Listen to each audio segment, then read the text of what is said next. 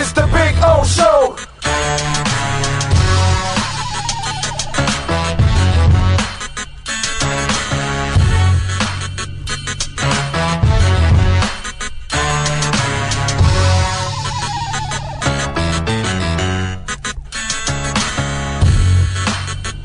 This is the Big O Show.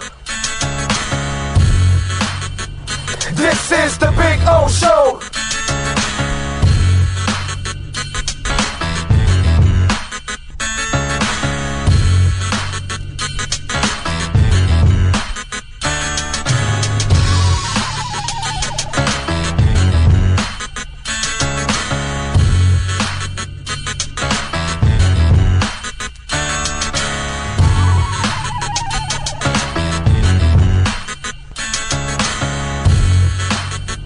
This is the Big O Show. This is the Big O Show. This is the Big O Show.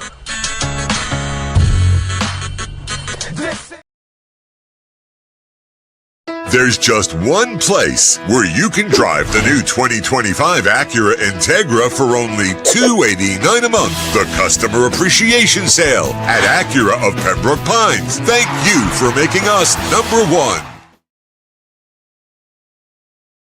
For over 16 years, EJDConstruction.com has provided South Florida residents quality craftsmanship, accurate project management, and exceptional service. That's why EJDConstruction.com is an A-rated member of Angie's List and the Better Business Bureau. When you're looking for the right custom home builder for additions or home remodeling, please call my friend Eric at 305-433-4843. That's 305-433-4843 for EJDConstruction.com. There's just one. It starts every morning before the sun comes up. Projects are laid out. Plans are made. Equipment is fueled and loaded with inventory to handle all service requests. Orders are given to an army of skilled landscape maintenance professionals, certified arbor trimmers, irrigation technicians, and licensed pest management experts who fan out to communities and businesses all over South Florida.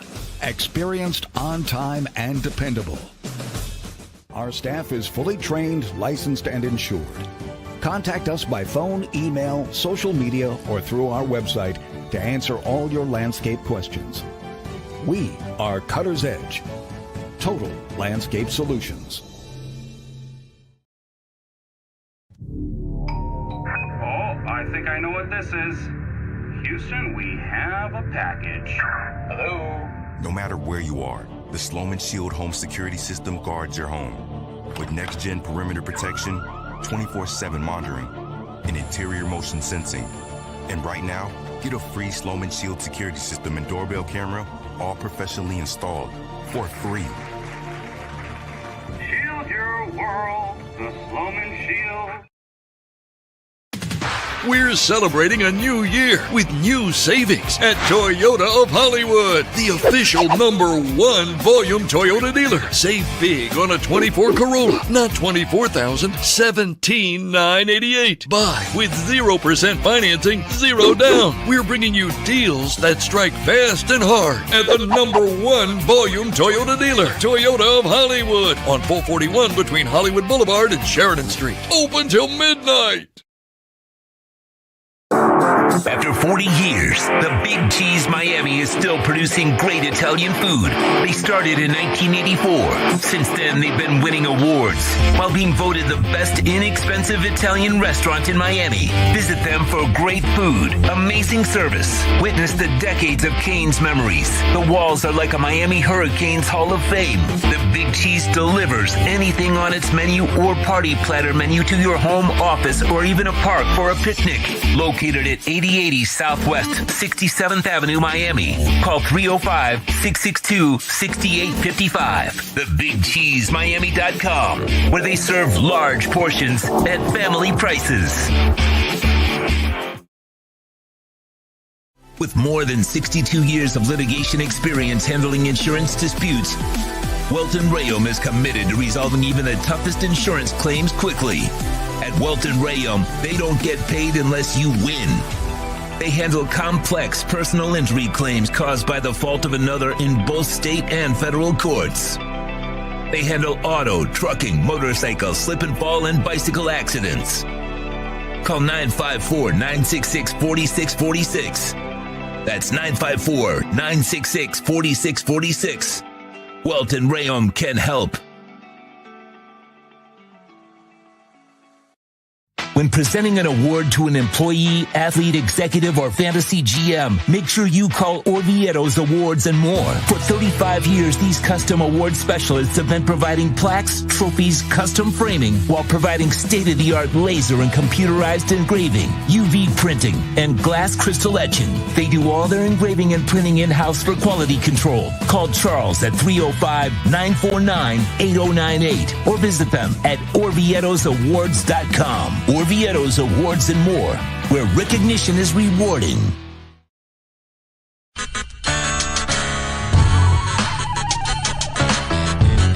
So here we are. I wanted to show you the backyard again because we had some trouble last time, but you know, cuttersedgepro.com does some amazing stuff, and there are the boys and the girl. They're having fun. There we go. Right, Maiden? Right, Bono? There we go. They're having fun. I'm having fun. Look at our Sylvester palm. It is beautiful. We got another one in the front yard like that. You can take your home and landscaping to the next level. And the artificial turf, look at that. Look at that. The two dinosaurs going at it, huh? Look at that. Gotta love the dinosaurs. Look at them.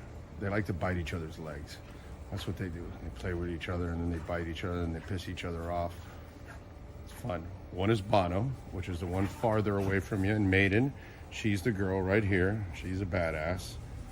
That's for sure. So anyway, see the flowers are coming out. Very nice. cuttersedgepro.com, folks. This big tree there will start budding that I'm showing you there soon. It'll have all kinds of flowers. I'll post another video and I'll show it to you. This is a backyard where everybody gets to hang out. Over there in the corner there, I put the barbecue and cook. So that way it's the farthest away from the house, you know. If I light myself on fire or somebody else, we're out in the corner away from everybody. There you go. So you can get some flowers coming out, which is a beautiful thing. And I swear by this artificial turf, it always looks phenomenal.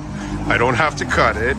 I don't have to water it. And so I'm saving a lot of money, hundreds and thousands in the long run, because I'm not watering or, of course, cutting the grass. And you know, here in South Florida, we cut the grass like every 10 to 14 days.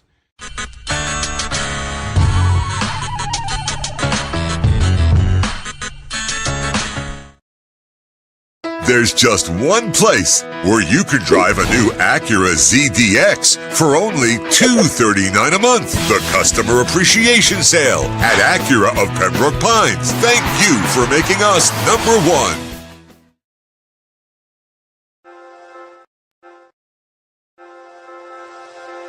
Hi, this is Jeff Welt from Welton Rayum.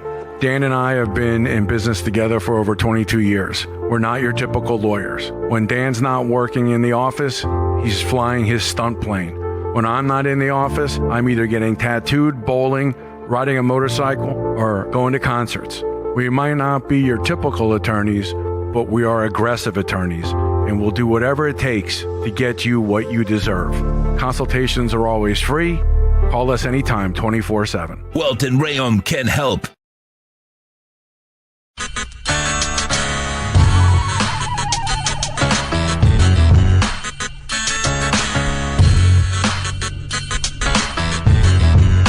This is the Big O Show. This is the Big O Show. This is the Big O Show.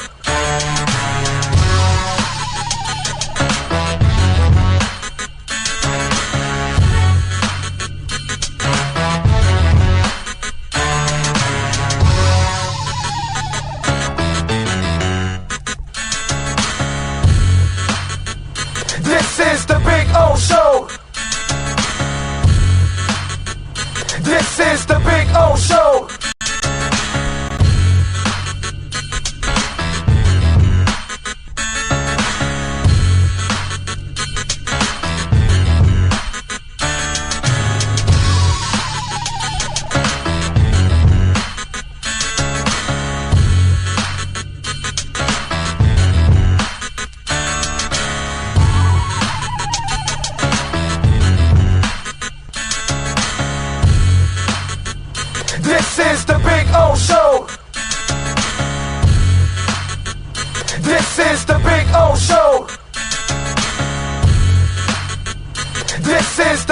O Show. This If you're looking to take your home or business to the next level, then RM Contractors and Custom Drywall can assist you. RM specializes in new residential turnkey, new commercial turnkey, home and office remodeling. Call them for free estimates. Serving all of South Florida, licensed and insured. Call Ray or Mike, 305-345-3649. You work hard to create the perfect atmosphere. You dream it, we'll build it. RM Contractors and Custom Drywall, 305-345-3649 or Instagram at RMC Fisher Island. The viewpoint statements or beliefs expressed on the following program by the host, guests, or callers are not necessarily the opinions of FantasyXS.com, Media Group Inc. ownership, management, sponsors, or website. When it comes to South Florida sports teams, very few in the media have witnessed, lived, and covered it like the Big O. Let's start the program dedicated to your favorite South Florida teams with a passion that's unmatched. The Big O Radio Show is on. Here's the Big O. All righty. Good morning, boys and girls. Welcome aboard. Slightly late, but I appreciate you all hanging in there and hanging in there with us. Appreciate it. All right. Damn, that light is bright. What do we got? We got a bunch of stuff to talk about. David Furones will join us. Manny Navarro will join us also on the show. I got a bunch of stuff today. I got to go pick up my daughter today also at the airport. Getting in, she was in Paris for the last week. So that was cool. So she got to see Notre Dame, the new one. I saw the old one. So looking forward to it. She went to Disney in Paris. You know, I've been to LA, I don't know, a shit ton of times, and I still haven't gone to Disneyland yet. And I'm one of those Disney people, actually. So it's one of those. So she's already been to Disneyland, and she went to Disney in Paris now. Now, Disney World, just so you know, from all reports, once you go to Disney World, there's no other. You know what I'm saying? Disneyland is small. It's not the same. It's the original, and that's why you go. So I'm looking forward to hearing the stories and seeing the pictures and the videos and all that good stuff. It's always good to get away for a little bit. Good for her that she got away and got to go see a little Paris. They're on the plane right now. So we got a bunch of stuff going on. What, TJ there? What, Big O? Got my Caspa yesterday. Thank you. There you go. Appreciate you. Good luck to you. Do your own homework. Make your own decisions. I just posted on Twitter right now, not for anything, you know, but since you just mentioned the Caspa thing, and right now there's big congestion problems on Solana. Solana's fantastic, but it constantly has congestion issues. And so there are transactions that are taking hours, even a day. That you know, it's just one of those deals where it's been, you know, rough go sometimes. In that sense with Solana, that they've had these kind of issues in the past. And again, still a terrific chain, but there are a couple things there you got to look at, right? And I just kind of put this, you know, now you mentioned that post, and now that you mentioned Caspa, I just made this post right now. And if you could take off the billboard there, here it is. Solana constantly deals with network congestion, which, you know, that's going to be an issue if you're going to make transactions daily. Bitcoin is the store value. It's like it's better than gold. It's digital gold, and nothing's going to there. It's finite. There's only a certain amount, but it's not really made to go buy a cup of coffee and go eat dinner and buy a car and those trillions of transactions are going to happen worldwide. It's really not, the Bitcoin network is not really built for that. It's built to send money and to send billions and millions and thousands and all that, but not necessarily all those transactions. Solana, you thought, could maybe handle something like that. Ethereum is more institutional. It's more for businesses, and there's going to be higher gas fees on top of that. Caspa, on the other hand, has none of these issues. Lightning quick, because it's proof of work, and they bettered what Bitcoin does, right? And again, super cheap. Okay, so you're not paying the gas fees of Ethereum, and super fast, no congestion like Solana. So, and it has the security of Bitcoin because it's proof of work, not proof of stake like Solana and Ethereum. So the proof of work creates a much more secure network. And that's why I put not a financial advisor, but Caspa's looking good. So there'll be the funny part is there's a lot of childish shit that goes on in sports and in crypto.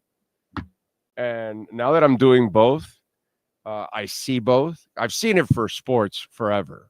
You know, we're a bunch of kids in sports. We think everybody is into the Jimmy Butler trade when most people don't give a shit about the Miami Heat or the Miami Dolphins or nothing. Us sports holes, we're in this world and we think everybody else is in our world when we're not. We're actually the minority, okay? More people are going to watch American Idol and they're going to watch Grey's Anatomy, and more people are going to watch Survivor and the World News Tonight and all that than they are going to watch sports. We seem to not understand that. We only think that because the Super Bowl or whatever gets big ratings, a World Cup, the Olympics or something, and we think they're watching it. Nobody really gives a shit about our world. And yesterday, perfect thing. There's a lot of sports people that are just as immature, and they're in the world of crypto.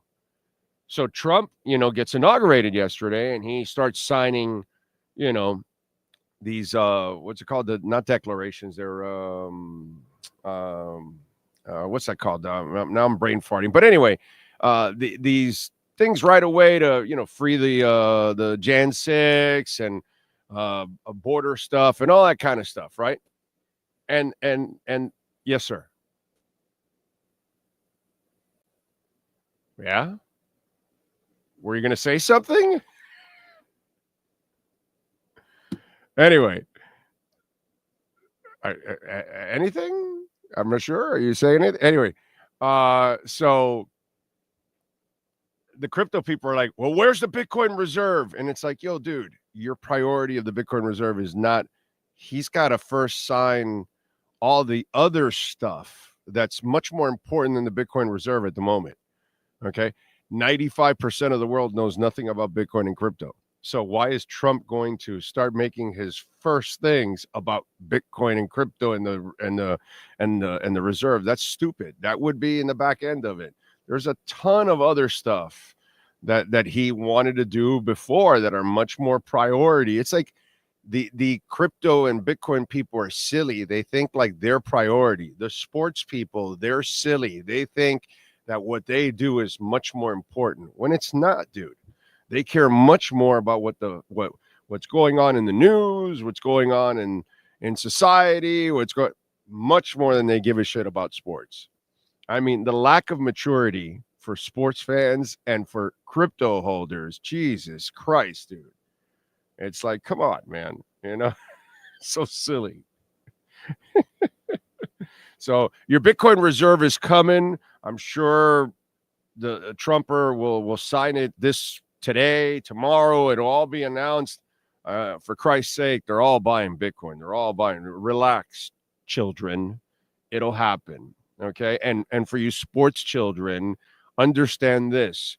Most of the world doesn't give a shit about your sports. Okay. Just so you'll know. So when you walk around, just because you're in your little sports holes groups like we are, like here, what we are and all that, we're the minority. Understand that stuff. Okay? We're the minority. And in crypto at the moment, we're the minority. We'll be the majority soon, but it's, the whole world isn't worried about a Bitcoin reserve because most people don't have Bitcoin. Silly. Executive orders. Thank you, Luke. I am him. Thank you, Jose, Lisa. Thank you. Thank you. Thank you. Thank you. That's it. So your executive order for the Bitcoin reserve is coming. Relax. It benefits him more than it benefits you. So don't worry about it. And it'll benefit us, which is a beautiful thing. Anyway, so have a hell of a Caspa day. Uphold, by the way, is the a place where you could get your Caspa if you're interested and you do your own homework and all that good stuff. What else do we have? Ray Sosa, I see, is number one. Staying warm. Yeah, unless you're a freaking Lisa. She's sending me texts. They're like 9 degrees down there and shit. There's no way I would live up north. You people are insane. Insane. Okay? Insane. In fact, because I'm going to get priced out of Florida in the next couple of years, I got to move down south somewhere, cheaper, but it's going to be south too, you know? Like, so I want to move somewhere where I don't need a sweater, you know, where I can hang out in shorts and either a concert shirt or some kind of T-shirt or something, because that's who I am anyway, you know. So that'll be cool. So if you see some guy walking the coast of Costa Rica or Panama and he's wearing an Iron Maiden or a Black Sabbath T-shirt, oh, that must be Big O right there. So you might run into me. You never know. Steven Gonzalez is in the house. And starting to think Greer is really dumb or he doesn't know anything. Why is Rizzy going to Chicago instead of Miami being first interview? What are you talking about, dude? He's interviewing for head coaching jobs and things like that. He's, you know, we'll see. Maybe he doesn't want to work here, you know. There's a lot more to it, and I'm going to explain soon what's going on. But you know, it's you're kind of missing the point here on that. It has nothing to do with Greer, actually, in this case. Sam the Man, NorCal is in the house. He's jamming to some Beartooth. Okay. And he's puffing. Very important. Very important. At 7 in the morning. One-Eyed Jack. Well, my Irish didn't pull off the upset. Oh, by the way, I got to correct something. I did win that one. Sean, why don't you correct me? Because I went last night to buy some Caspa. Because I go, okay, well, I'll collect all my shit on Monday night, and I'll cash it out and I'll get some Caspa out of it, right? And so remember I told you I won all 3 NFL games? I didn't win all 3 NFL games. I went 2-1. I went with all the underdogs. I did pick KC to win, but not by the points. I took Houston, and that's what I said. And so I remember now, and I'm going, why did I say that I had KC? I did not. I lost that one, actually, because they had won by 9, and I got the 9.5, all right, or the 8.5, or whatever the hell it was. It was, yeah, they won, right, 8.5, and they won by 9. And so I ended up losing. So I ended up going 2-1 on the NFL games. Okay. All right. So got to be accurate here on this. So I went 2-1, not 3-0. And then I won the game. Damn, dude, bro, we went up by 3 scores on this. And I was like, all right, I'm gone. I'm out of here.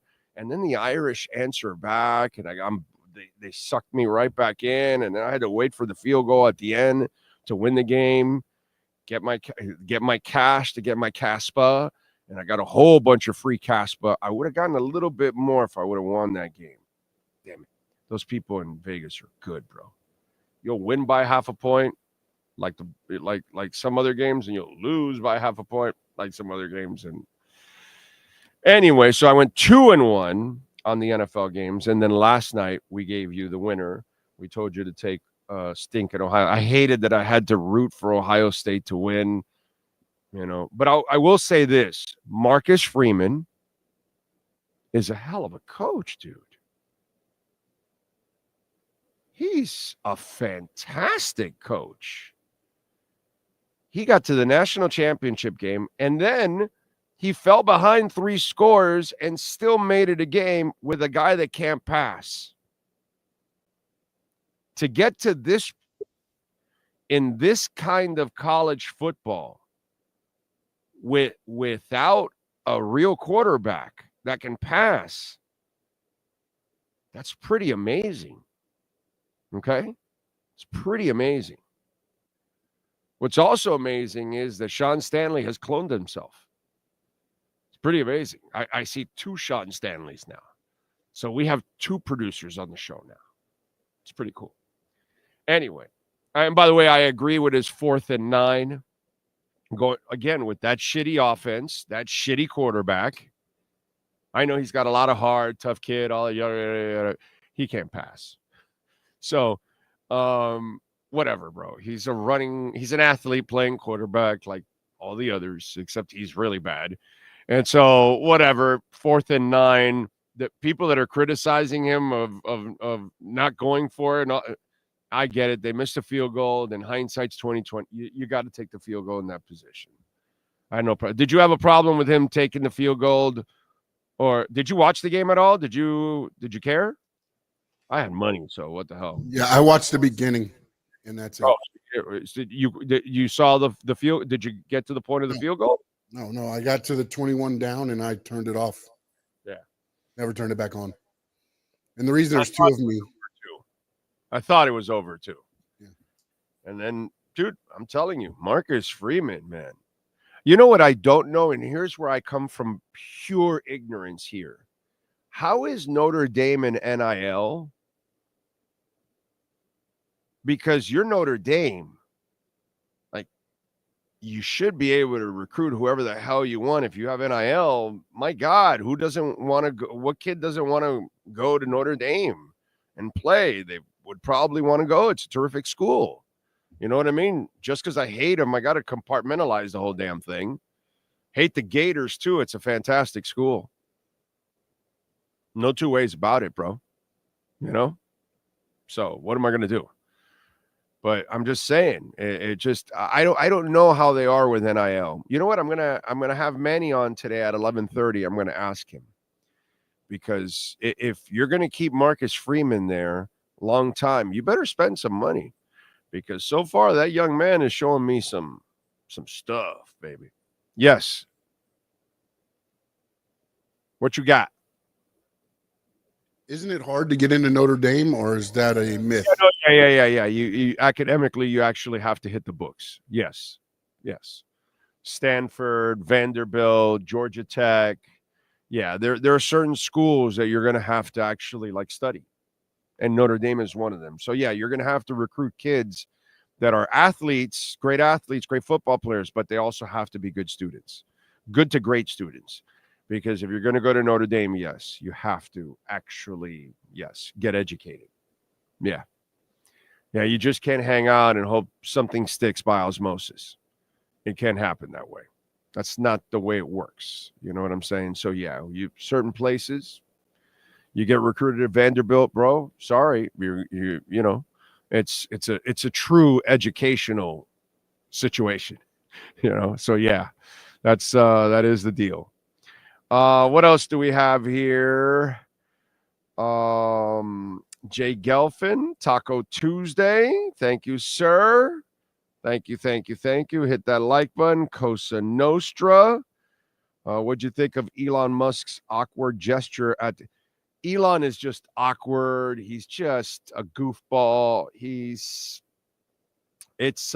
see him when they brought him on stage, he's like Stuttering John. You know what I'm saying? And then the whole Mars thing. And when Trump says we're going to put astronauts on Mars and the vice president goes crazy, you know, it's because Elon's the one that's pulling the strings for that, you know? Which, by the way, I have no problems going to Mars. If supposedly Mars is a lot like our planet, well, you know, I'm thinking of moving to another country. So, you know, you got to have options. So having another world, the options start growing in a world like this. So there you go. What else? Captain Saki in Tarpon Springs kicking that ass and hitting that like button. You're the best, bro. Thank you, thank you, thank you. Oscar Rojas in there in Melbourne. Fernando Perez.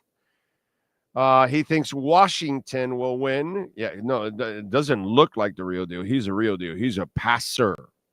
Jaden Daniels is a passer that can run. Not a running quarterback. He's a passer that can run. Huge difference. Too extreme. NorCal. Alex Palenzuela, Chapman, Stoney Stanley in the house. I am him. We all agree Tua is probably one of the worst draft picks. No, dumbass. How can a worst draft pick be in the MVP race and lead the NFL in completion percentage? I'm sorry. Did Chad Pennington do that? Did Fiedler do that? Did anyone do that outside of Marino? No, not really. No. You know what I should do to you is I should block you for being really stupid. You may say you don't like the draft pick, but to say he's one of the worst draft picks when you've picked Cleo Lemon, you've picked Eric Kumaro and Jay Brophy. You know what? Block this guy. Block this guy. Block I am him. Get rid of that idiot. You know what? You should be. You know. I mean, really. Come on, bro. Come on. Do you know the history of the Dolphins? Do you have any clue of the history of the Dolphins? Any? You want to say Tua's a dumbass for seeking contact? Let's do it, bro. Let's do it.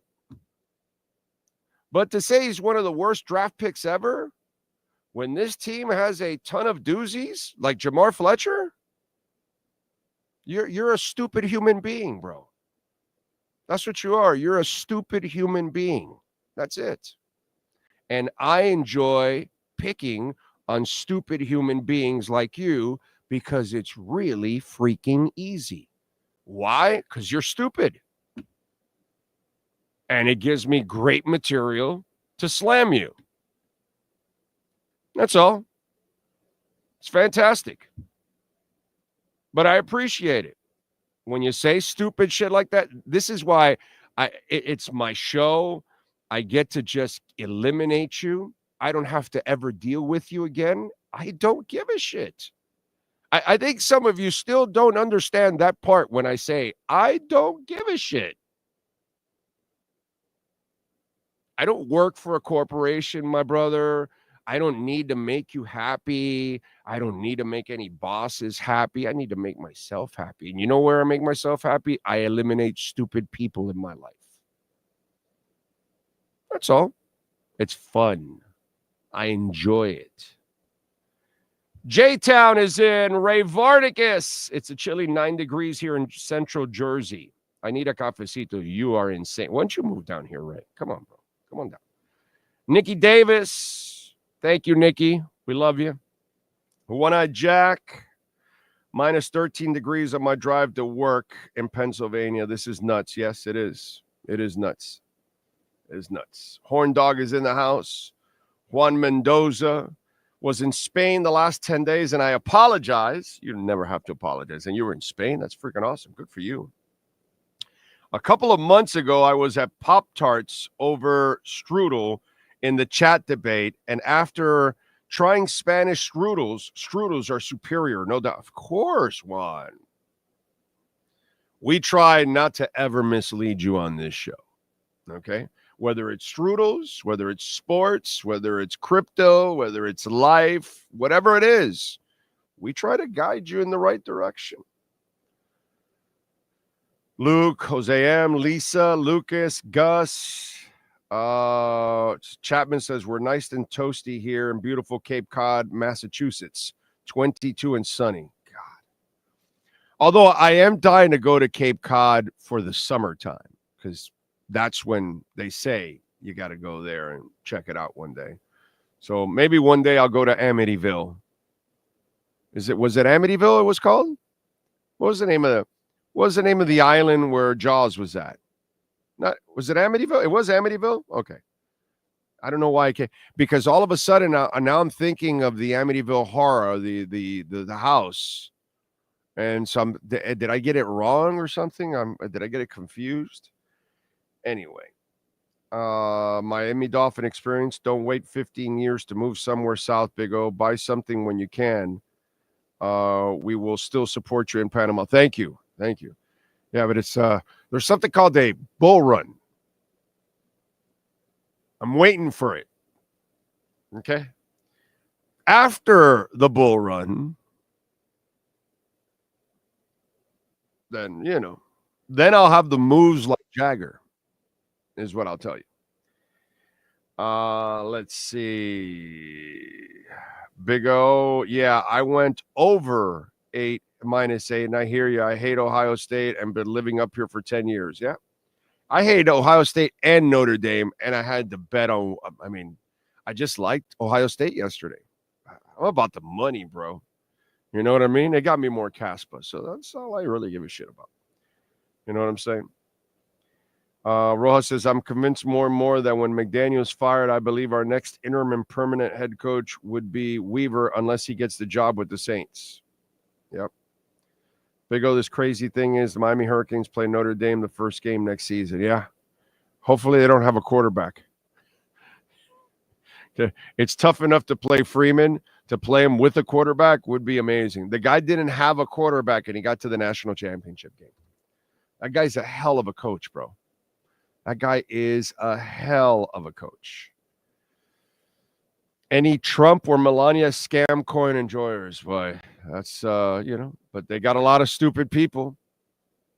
There's a lot of stupid people in the world, and so they'll fall for stuff like that. All right, let's talk a little Miami Dolphins with the one and only David Furones in our Welt and Rayom Miami Dolphins report. All rise, football fans, as the Welt and Rayom Miami Dolphins report with David Furones is in session. Welt and Rayom has more than 62 years of litigation experience handling insurance disputes. They are committed to resolving even the toughest insurance claims quickly. Call them for a free consultation. 954-966-4646. Here's Miami Dolphins insider David Furones. All righty. How you feeling, baby? You feeling good? I'm feeling okay. Watched a great weekend of football and also got a college football national championship in there.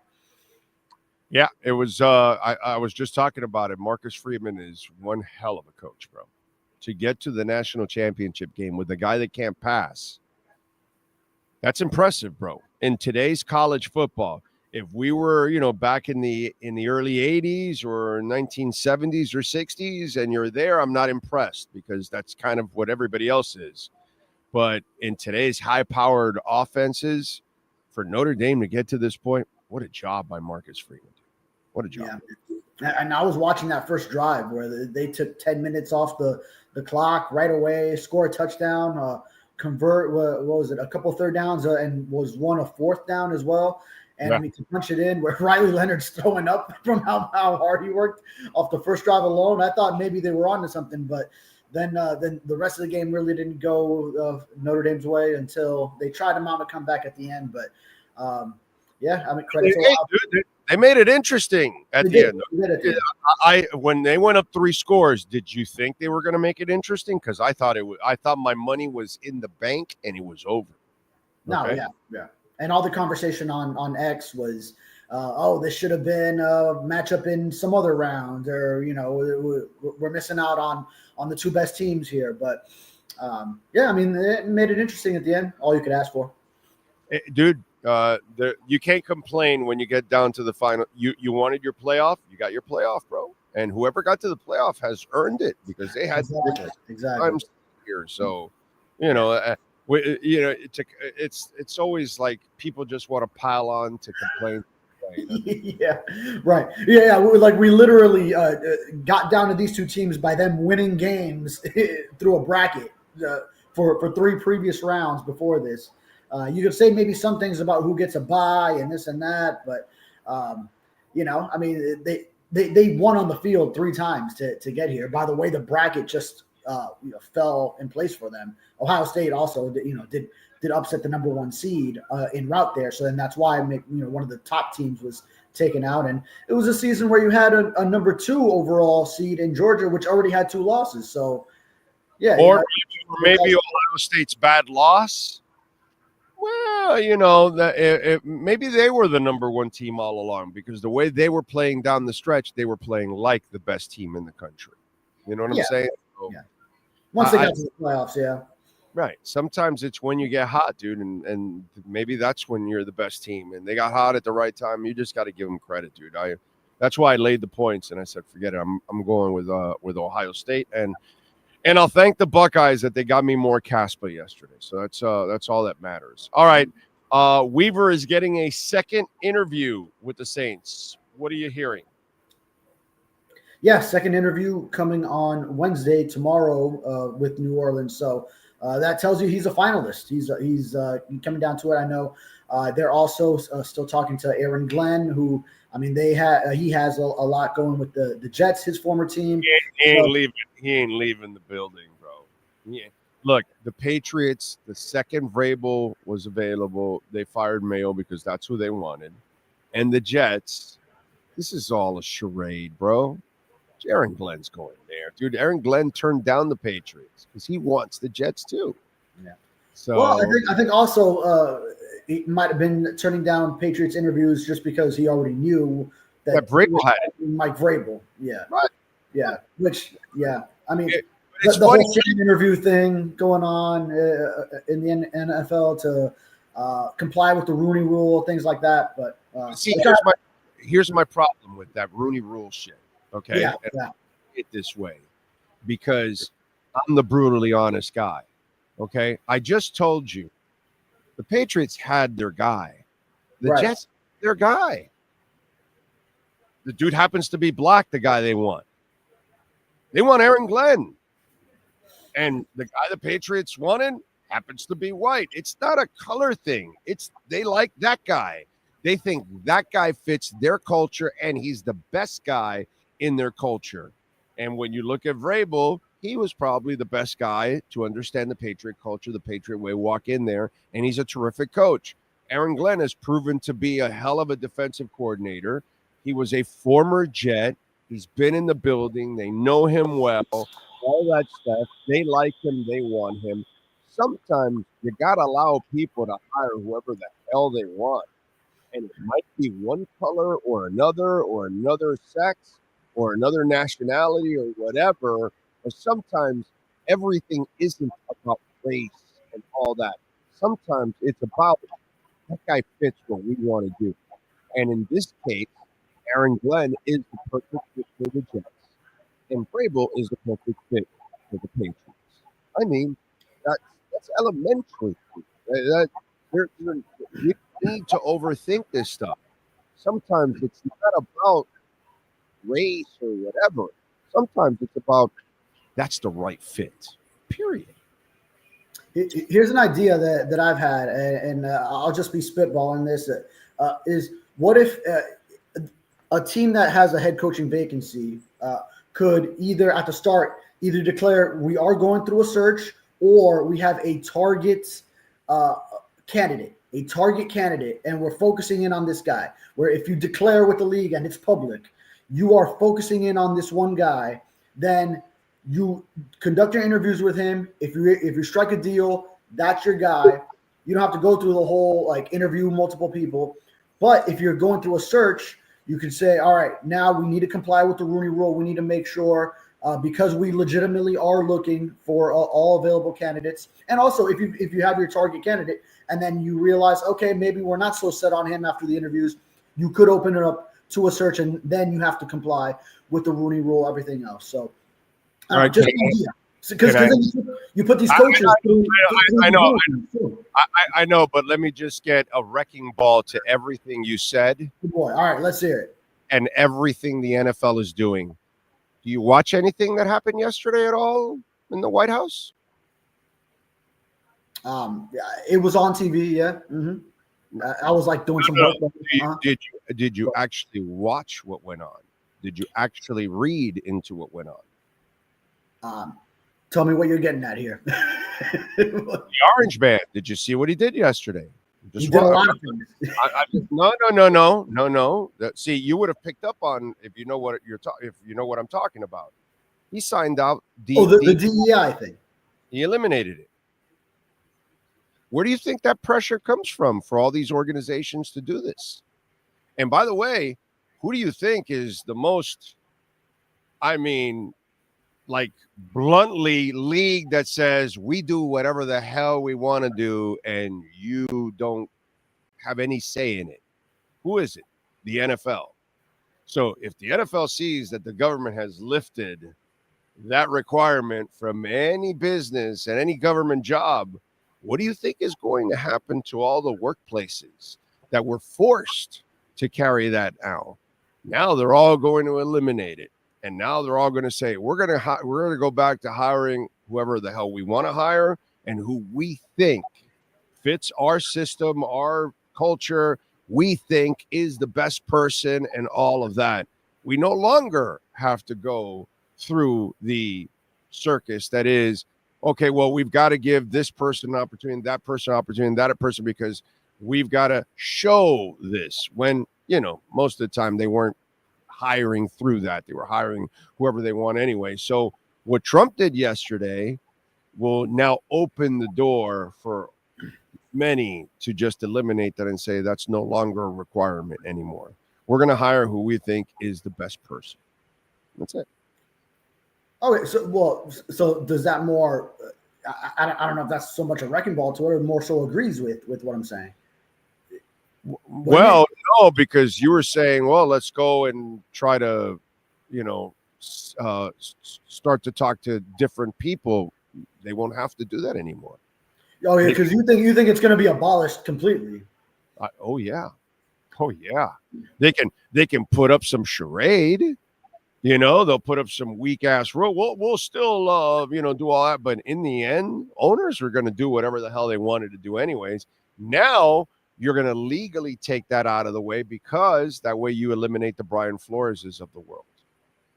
Yeah. Understand? Once you eliminate the law, the rule out of it, then there's nothing that you can challenge on anymore. And so now it's ownership can hire whoever the hell they want because that's who they want to hire. You know what I mean? And in the end, that's really the way it should be. Unfortunately, you can hire who they want regardless. You shouldn't be telling anybody that owns a business who they should hire. That doesn't make any sense to me. But what do I know? Well, at the end of the day, even under the current format, ownership can still hire whoever they want. It's just right. They still do. So it's only requirements as far as, okay, make sure you talk to people who represent different backgrounds because you might end up finding something. That's the hope is like, okay, wait, you might find something here. Like you talk to an Anthony Weaver when you weren't expecting to, and then you might come away taken aback. I agree. Totally impressed. You talk to an Anthony Weaver, you're going to come away impressed. So I totally agree with that, but I'm just telling you what the reality is turning into. And the reality is turning into that program is going to disappear and those requirements are going to disappear in a lot of business environments. And if there's one environment that it'll definitely disappear from is the NFL more than maybe not the NBA, but the NFL. Oh, please, dude. Come on, bro. Those owners. The NFL I could see, but there will still be a lot of pushback. There will be a lot of pushback to not eliminate some of these things. So you can push all you want. They push harder. They push pretty hard. Yeah, you know what I'm saying. So that's where I think this will end up going in that direction where all that kind of stuff will not be able to be enforced anymore because if it's not enforced by the government, then it's just going to be a lot less by corporations and organizations all throughout the country. Some will still maintain it and try to maintain that integrity and all that kind of stuff. But others are going to go back to, you know what, this at least frees me to hiring whoever I want to hire and not because I got to fill a quota or something like that. So, unfortunately, I'm just telling you, this is where we're going. Yeah. I mean, between the whole where we're going aspect of it, but I think that's just more of like a happy medium where, okay, a team could on the front end say, we've got our target guy, and then, we don't have to then go through all these interviews. But on the other end, if you are going through a search and you're opening it up and it is a legitimate search where you're looking into multiple candidates, then I could see it where you still have to find your minority candidates, because at least those aren't sham interviews where a team already knows who it wants and through those. Right, like Aaron Glenn knew that Vrabel was going. You know what I mean? So he wasn't going to go just like be their charade and, all right, thanks for coming in. We're not hiring you, but thanks for helping us fill our quota. Just like I think the white guys that are interviewing for the Jets are pretty much quotas because they want Aaron Glenn, dude. Do you need to fill the quota on the other end? Do you need to fill it the other way? I don't think so. Yeah, no, you don't. But I'm joking that the white guys that are going in are just a quota because they want Aaron Glenn, and I don't have a problem with that, dude. Whoever the hell you want, it's about winning. Those people are about winning. They're not about color. They don't really give a shit. In sports, they really don't give a shit about color. That's one environment where they're not really worried about hiring color. They need to win, dude. They don't care if the person's a female. If there's a female that starts climbing through the ranks that wins, she'll get hired too, dude. That's all they give a shit about is winning. And if they think Aaron Glenn's the guy, then they're going to hire Aaron Glenn. It is what it is, right? The Bucs said, we're missing a guy. We need Tony Dungy. He's the guy to kind of bring the balance. I mean, the Colts. He's the guy we need to bring the balance to Peyton Manning's, defense and all that. And they did that. And that's who they wanted. And they got what they wanted. And the Bucs wanted John Gruden at that moment. And, sometimes it's just who you want because you think that person's qualified. It fits what you're doing. And in the Colts case, they nailed it when they wanted Tony Dungy. In the Bucs case, they nailed it at that moment that John Gruden was the guy for their defense that needed the balance on offense. For the Colts, their offense needed the balance on defense. So they got the right person. It had nothing to do with color. You know what I'm saying? It's just even in our personal lives. Like, I mean, when the Dolphins beat job with the Sun Sentinel came open, I was a promotion from within because, hey, we already got a guy that could come right up and fulfill the role. We don't need to open it up and go through a whole hiring process at the Sun Sentinel. And train somebody else to learn the beat. Mm-hmm. That's the other thing you got to do. I'm sure my sports editor got so many emails when they found out it was Safed who was before me, Safed Dean, when he goes to USA Today. And I'm sure my sports editor got a ton of emails like, I'm interested in this Dolphins job. And it's like, oh, well, we already got our guy. We're just promoting from within. Now there's a UM opening because I was on the UM beat before that. Right. We promote from within there too. Right, exactly.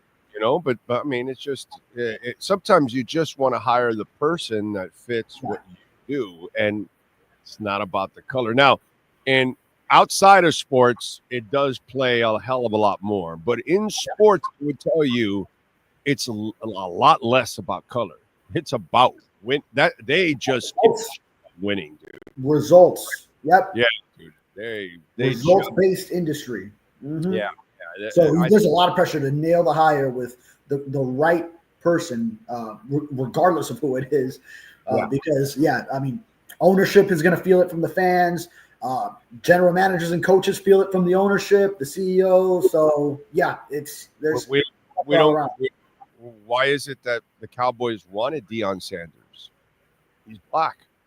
No, he's Deion Sanders. He's a badass. He gravitates. He's a winner. That's what they wanted. It's not because he's black. Right. It's nothing to do with it. Right. You know what I mean? It has to do with it's freaking Deion Sanders. That's why Colorado wanted him. It's like, no, let's go. Let's give him the world and pull him out of Jackson State. Had nothing to do with color. It had to do with the standing he's earned as a coach. It's like, okay, he's a hell of a coach. He could be a hell of a recruiter. He could sell the hell out of our program. Let's go. Because how many Deion Sanders exist? Very few of them. And it has nothing to do with color. You know what I'm saying? It's just sometimes we get a little too crazy on the sports side because it does happen in the rest of the world a lot. But I just thought I find it kind of interesting. And for the Cowboys specifically, so what happens? He's a personality to deal with Jerry Jones. Exactly. Yeah, but he's not a yes man. That's why he's never going to take that job. Kellen Moore sounds more like a guy that would be perfect for that role, where he's just not going to be very combative, and he could just coach, and he just has to deal with the owner, and he's been there already. So again, not about color, about culture. He's been there. He fits the yes man mentality that you got to have to be a coach for the Cowboys. That's not Deion. And the Cowboys will just be in the same cycle then. Yeah. That's what Jerry wants. Kellen Moore will get that job. You'll see. Whereas if it were someone like Primetime, then I think they would have a chance, because then there would be a voice. And also Jerry Jones, there's a mutual respect where maybe if they do clash a little bit, Jerry Jones there might be like some mutual respect where he gives way to Deion and says, okay. I know that's why it never will happen, because he won't give way, and Deion will not have it that way. Right. He's not going to have it where he has the owner doing a separate press conference and questioning shit or ripping or whatever. Deion's not going to have any of that, dude. He's not going to have any. He's not a yes man. He was never going to take that job. Kellen Moore sounds like the puppet type. That's what Jerry needs. He needs once he got through Jimmy and Parcells, from there on, he's had the puppet guy. He's had the guy that really isn't the strong personality guy. You know what I mean? And that's kind of who they're going to go. So let me ask you something. What happens if Weaver leaves? What do you see happening? For the Dolphins, well, first and foremost, I would have Robert Saleh immediately go to the forefront of the defensive coordinator search. Obviously, the history with Mike McDaniel, they were together on the staff in San Francisco, and then have since maintained a strong relationship competing in the AFC East together. You would always see them pregame, having their moments, shaking hands, when they're mic'd up, always joking around with each other. So you could tell they still have a close bond.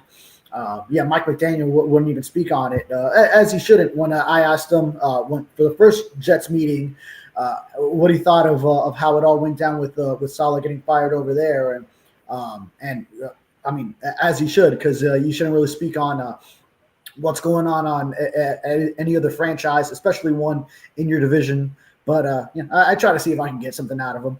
And so I mean, Robert Saleh would be my first choice, and then if not, I mean, hey, the Dolphins have had defensive coordinator searches every other offseason since Mike has been here. So you just circle it back again, and a lot of those same names, a lot of those same other candidates would be there, but Saleh would be at the top of my list. Okay. All right. Any other names that you might think of that could be in that position? Because they may not end up getting Saleh. Yeah. What you're thinking if he ends up?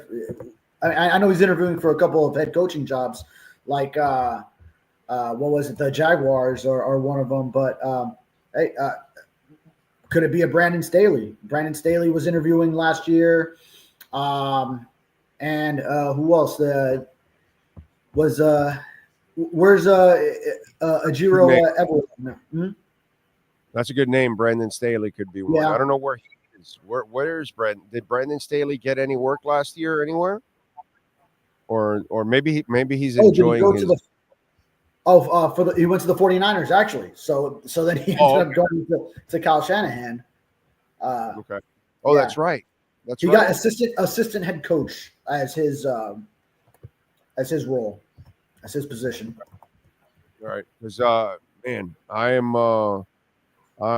that's one move that I'm a little concerned with, because I think the Weaver move could be one that it could be coming. I think that guy's going to get hired from somebody, unfortunately. Yeah, well, I mean, the two interviews that he got on the front end were Bears and Saints, and then now Bears are eliminated from that because they just hired Ben Johnson. So, but the Saints, now he's a finalist for it. The other guy apparently is Giants offensive coordinator Mike Kafka. I know we went on a whole tangent when I mentioned that Aaron Glenn's name was getting thrown around. They're talking to him. But assuming Aaron Glenn does go to the Jets, then, I mean, if it's just I haven't seen other names. Is it just Giants Mike Kafka? Then, yeah, I mean, Weaver would seem to me, at least, I'm not too familiar with Kafka, but It would seem to me like the front runner there. Mm-hmm. What are you hearing about special teams? Yeah, I mean, not too much right now. We did just see there was a team that hired a special teams coordinator, Fossil, just yesterday, wasn't it? But yeah, I mean, I feel like special teams generally it just goes on for a little bit longer. Once some of the other dominoes fall, I think maybe we might see something. But as far as names, yeah, if you can help me out, I haven't heard any names from around the league. Well, some people think Darren Rizzi, but there's zero chance that Darren Rizzi. Yeah. He's getting head coaching what's it called, interviews. It would be lovely, but yeah, not and if really. he doesn't get a head coach, I think he goes to Denver. I think he goes to Denver to be the assistant head coach there in special teams for Sean Payton. Yeah. That's just, he was with him before, and I don't think he'll come here, by the way. And I don't think Mike McDaniel will want a guy that probably is a better coach than he is. So, you know, that might be an issue for, even though he needs a special teams coach. Because of this situation, I also don't think Darren Rizzi will come here too. But I think he ends up in Denver if he doesn't get that head coaching job.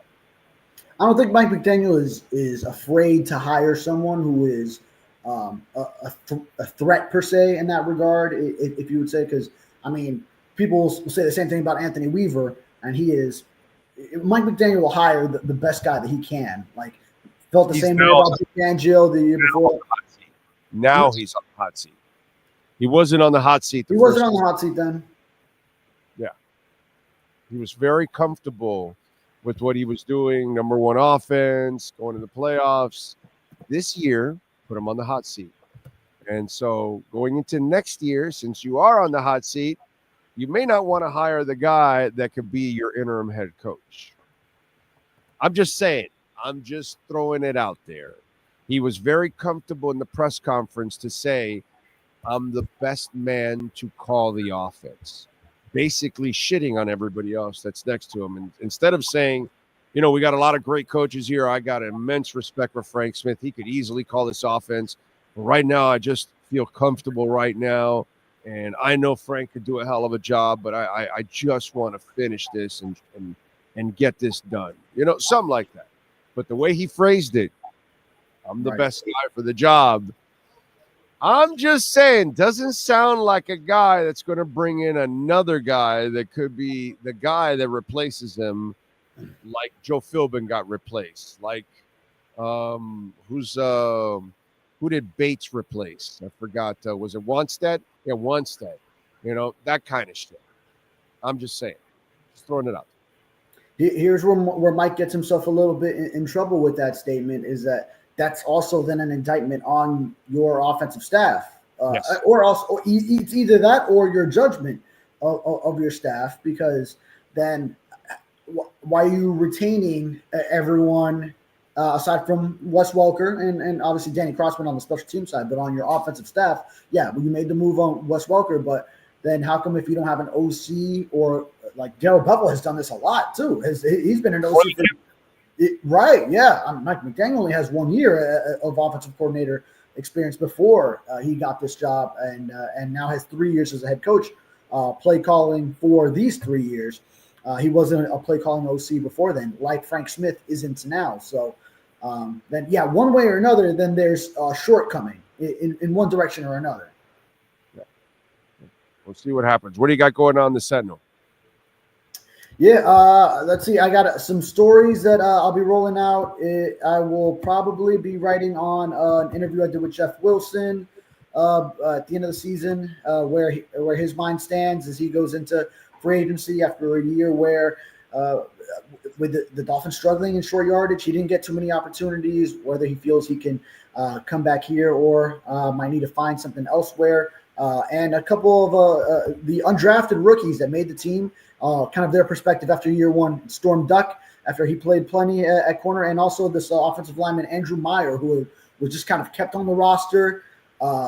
Get to see where he's at as he basically he didn't play his whole rookie year, and he's kind of like a developmental prospect that the Dolphins clearly thought highly of if they kept him without really playing him and just used the roster spot from him on him all year. So check those out this week. Follow him on Twitter at David Furones _ and catch his work there at the South Florida Sun Sentinel. David, as always, thank you, my brother. We will catch up on Friday. Yes, sir. Sounds good. You got it. And Welton Rayom, we love talking about Jeff Welt and Daniel Rayom, bankruptcy, homeowner property damage, condo damage, criminal defense, business owner claims, commercial litigation, personal injury. Folks, if you're dealing right now with maybe, an insurance company that isn't doing their job, you're unhappy with the representation that you've got going on right now, maybe an incident happened to you a month ago, 6 months ago, a year ago, and you're not sure if you have a case and you never found out, pick up the phone. The consultation's free. Jeff Welt, great listener. Daniel Rayom, absolutely amazing lawyer. 954-966-4646.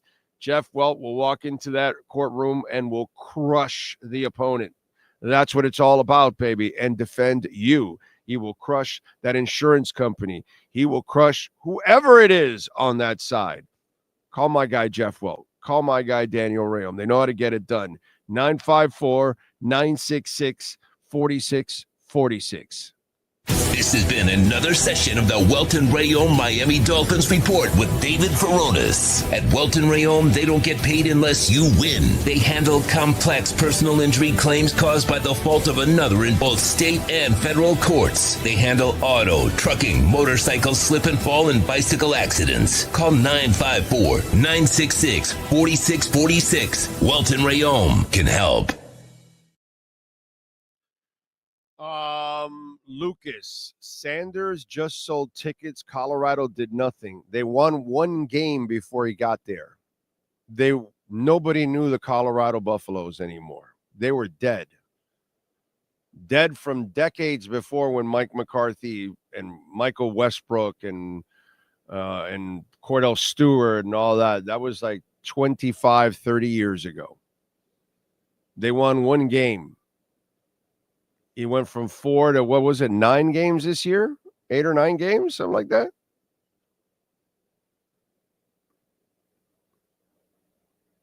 Did nothing. Yeah. He's actually done way better than Mario Cristobal has.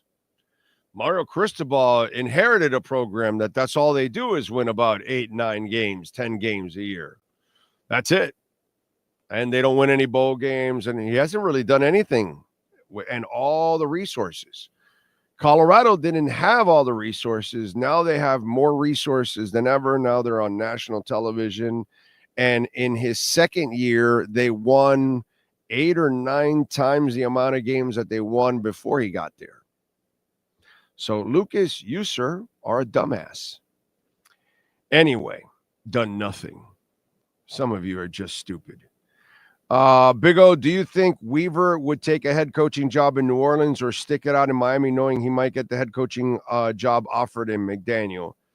All right, let's go with the title of the show today.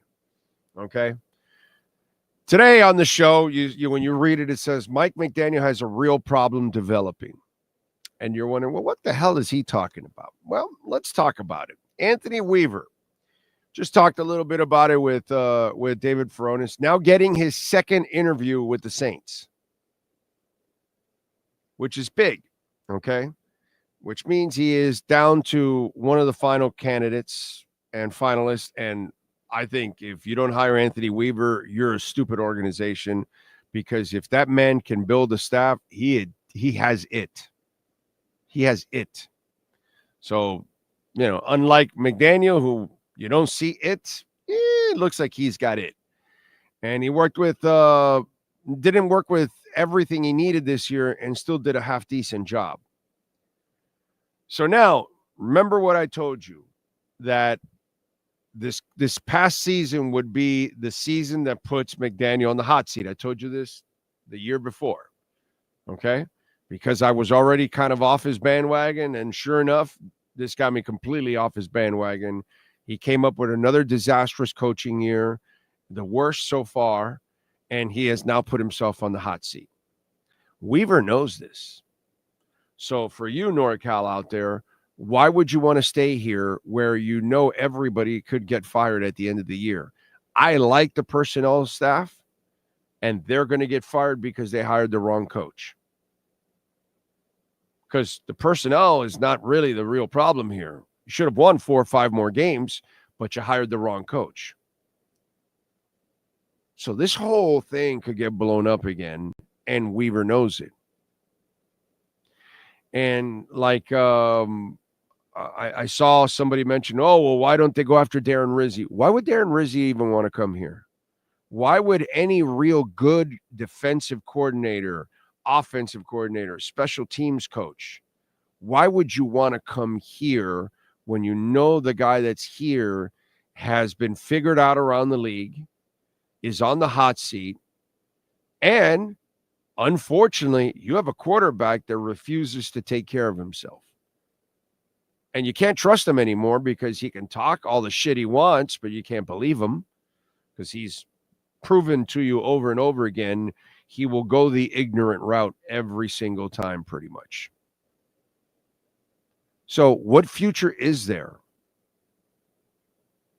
If you're Weaver, you're trying to get off a sinking ship.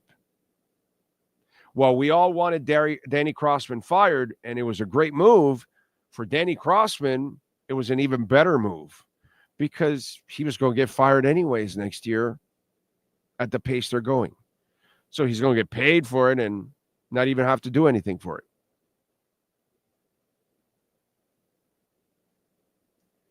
So you've got Weaver, second interview with the Saints. Okay. You got McDaniel now on the hot seat. So you're on the brink, if you lose Weaver, of trying to add your 4th defensive coordinator in 4 years. You had Fangio, who did a damn good job, and Weaver, who did a damn good job. Josh Boyer, I don't think he actually did a bad job considering what he had, as injured as they were, and had no secondary whatsoever. So I think it wasn't that bad what he did. But how do you get that 4th guy? And then a lot of people talk about Robert Saleh, like our guy Ferronis talked about Robert Saleh. Well, Saleh has a second interview with the Jags. And I think Robert Saleh could end up as the defensive coordinator for Green Bay if he doesn't get a head coaching job. He was there as a consultant this year, helping them out. He was the best man in LaFleur's wedding.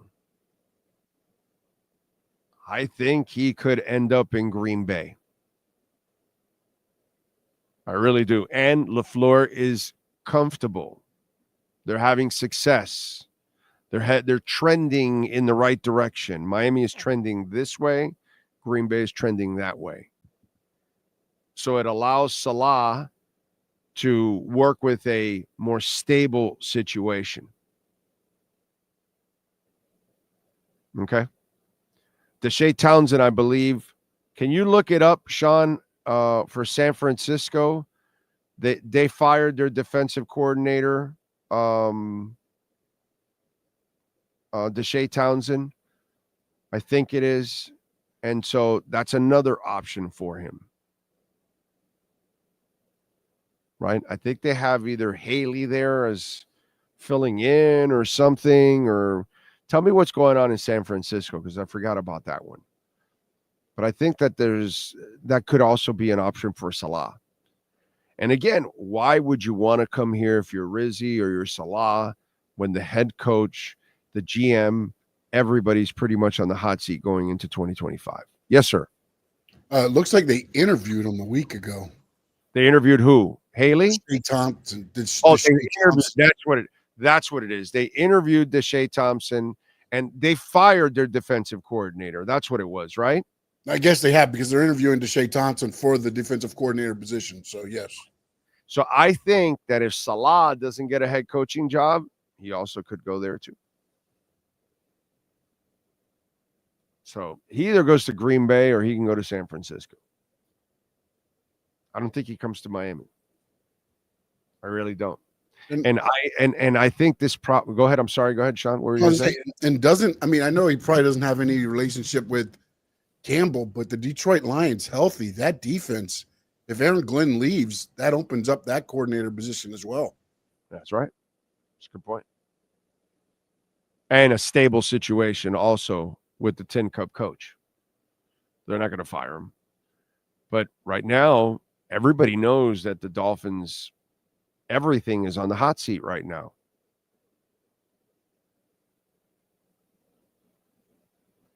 This doesn't create an environment where you're going to get the best coach possible.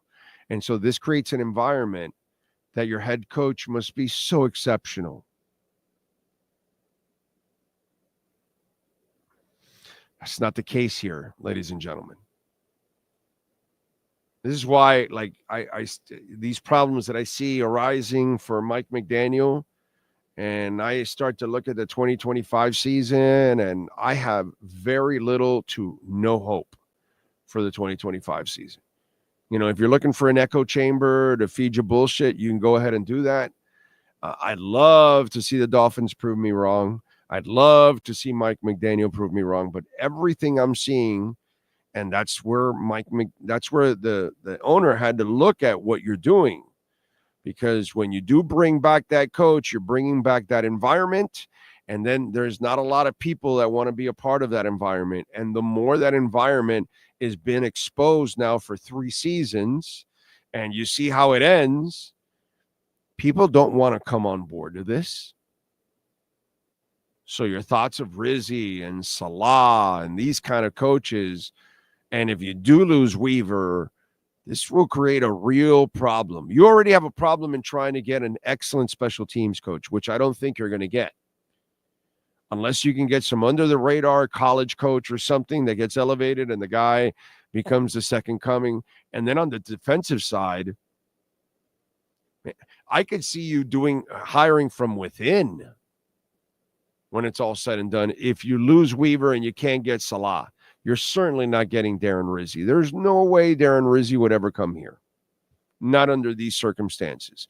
He's been in this organization before. Under the same ownership. So he knows. He's not going to want to come here. At all. Not going to want to come here. So Mike McDaniel has a real problem developing right now. The front office is going to have to help him out if they can.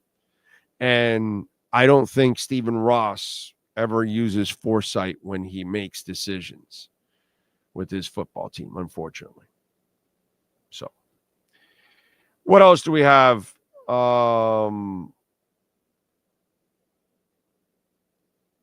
Let's see. Salah is from Dearborn, Michigan. He could go to Detroit easily if Glenn leaves.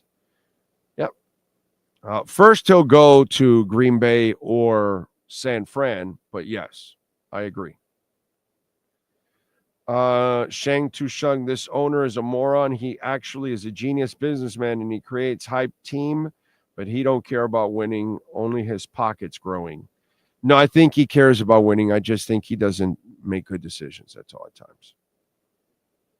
We were at least 3 or 4 years ahead of the Commanders talent-wise, and they had a game away from the Super Bowl. That's crazy. Not really. The Commanders have had a really good defense the last couple of years. I disagree with you. And they've had offensive players, and they needed structure, and they need a coach and a quarterback. And they got the structure, and I don't think they have a great head coach, to be honest. But they did nail Jaden Daniels. They nailed it. But they had a great defense already. Their defense was already better than Miami's. Okay? I'm not sure if you followed Washington, but they had done a really nice job over the last few years of retooling that defense. So, and they had some offensive players. McLaurin is a badass. I'd rather have Terry McLaurin over all of our receivers, just so you'll know. Okay. Terry McLaurin over Tyreek Hill every day of the week and twice on Sundays. So, by the way, I was a huge Terry McLaurin fan coming out of college. Loved him, wanted him badly for the Dolphins. And he's turned out to be a great receiver for Washington. He's been phenomenal. So good job by him overall. Don't forget, folks, you can make a donation, Cash App or Venmo at Cash Big O Show. That is Cash Big O Show, Cash App or Venmo, and you can make a Bitcoin or Ethereum donation. Ho Yoon, thank you, sir, for the love on Venmo. As always, man, appreciate you. Thank you for your amazing, amazing dedication to the show, dude. Thank you, thank you, thank you. You obviously are one of the reasons why we keep going. So visit our sponsors. Obviously, if you can make a donation, that is fantastic. Hit the like button, hit the notification bell. There are just many, many ways that you can support the program, and we appreciate you immensely. Thank you, thank you, thank you. Big O, what are your thoughts about the Flexa network, looking at AMP? I'll do all that stuff more on the Crypto Bro show later on today. So I'll see if I'll write it down and I'll answer it there. I don't want to get too deep into crypto here on the show. But by the way, initially, I can't tell you too much about Flexa anyway, to be quite honest. I'm not that well versed with Flexa, so I really couldn't give you anything on that. And I'm not invested in AMP. So you know who loves AMP? My guy Albright in Denver. Okay, he loves AMP. He's got a ton of AMP. He's a big AMP guy. So he that's all I can tell you. He loves AMP.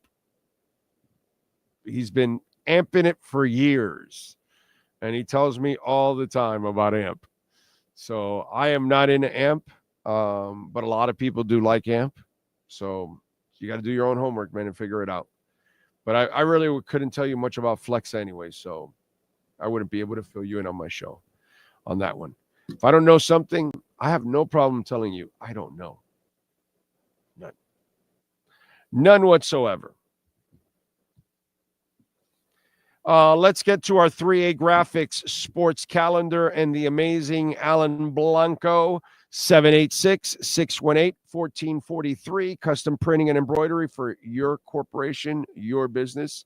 Call my guy, Alan Blanco, wherever you live and wherever you work. It doesn't matter. You do all of that by Zoom and all that kind of stuff. So call him, man, 786-618-1443. Ohio State wins the national championship. They defeat Notre Dame 34-23 tonight. On the hardwood, the Portland Trailblazers are visiting the Miami Heat. Tip-off will be at 7:30. Sadly, they will deal again with sorry-ass Jimmy Butler. Tonight at 10, the Panthers are on the road. They are taking on the Ducks. Face off, like I said, at 10. The Bears, they hired Detroit offensive coordinator Ben Johnson as their head coach. He is making $13 million annually, seventh highest paid coach in the NFL. Amazing. And Miami Dolphins defensive coordinator Anthony Weaver has now made it to the second round of interviews for the New Orleans Saints. That is your 3A Graphics sports calendar. All right.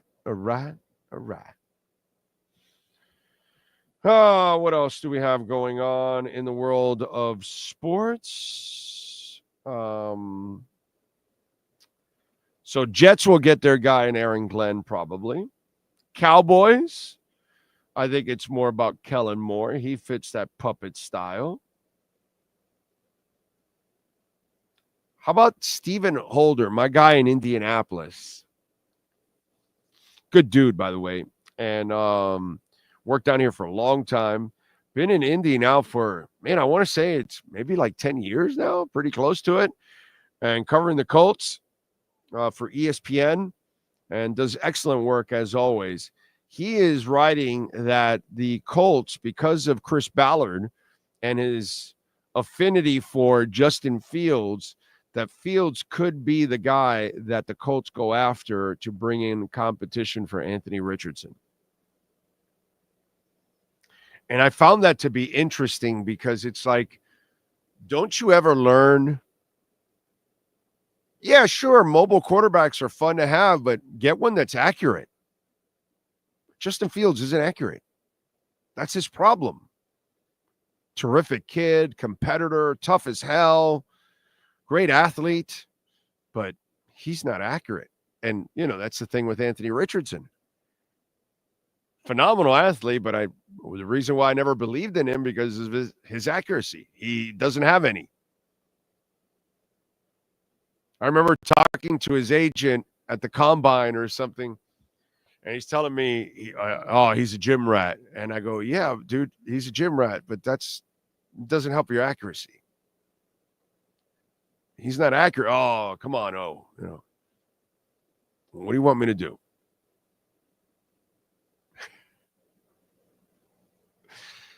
He's a good kid, a hard worker, all that kind of stuff.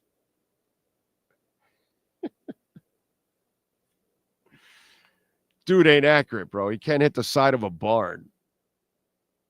I mean, give me a break. Let's see. What else do we have on the chat board? Johnson will be performing with AC/DC against his doctor's advice's hearing issues. Well, but he got that hearing aid, dude. That guy's not happy if he's not on stage. They're like Tua. They'll die doing what they love doing, and then when he's done rocking, he's not going to be very happy anyway.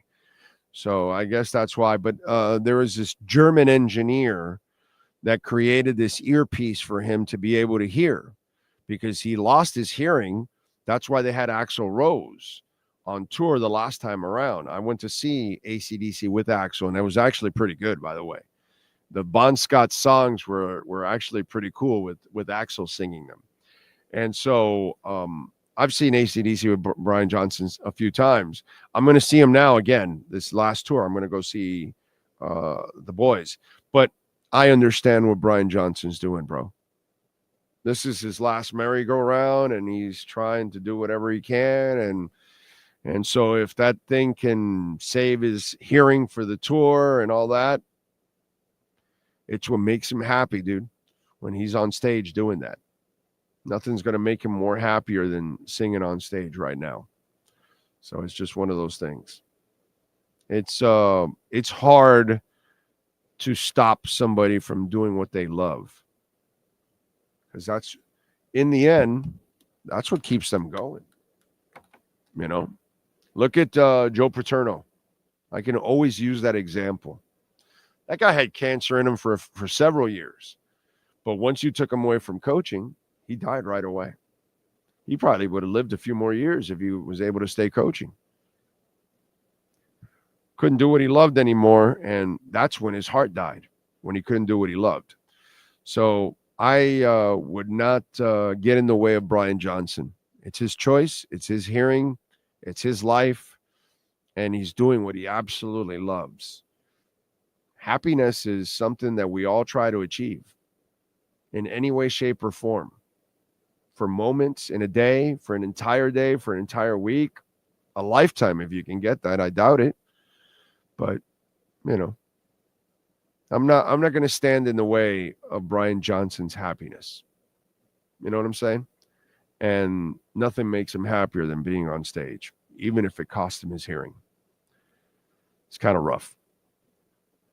Let's see. Tyreek needs to go shopping for condoms. Well, he doesn't have any sense. So, condom sense is not a thing. I love how an executive order came in now. That's funny. Igbenogany goes to the Commanders, plays like a shutdown corner now in the NFC Championship game, so Dolphins. Like I said, so is that personnel Or is it coaching? Right? I don't think personnel has been the issue. And people make that a little bit too much, So you did find AVG, and I know you didn't re-sign him because you were worried about the years and the Liz Frank, but he's still a good pick. And then you go and get Chop. So I don't know. I have a hard time. I just wish the personnel department did a better job with the coaches. I think we would have gotten a little bit better results, It would have been nice. That's all. Because I know you all deserve so much better. Jesus Christ. By the way, we do have some really good news right now. Okay? Really good news. We are at $106,000. Shooting. Yeah, baby. Yeah, baby. Yeah. Love it. Love it, love it, love it. So Bitcoin is now moving. So let's see if we can get over the record here of, 108.9 or something like that. Get to 109, 110. I like it. I like it. I like it. By the way, Caspa, not for nothing, but it's up 7.5%, approaching 14 cents. So not bad. Having a nice day, Caspa as well. There we go. There we go. There we go.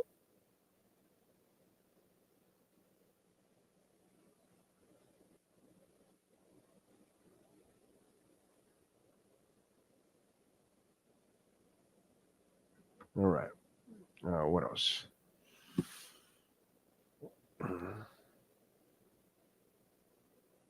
Oh, yeah. Let me take that screen off for you there, Sean. Thank you.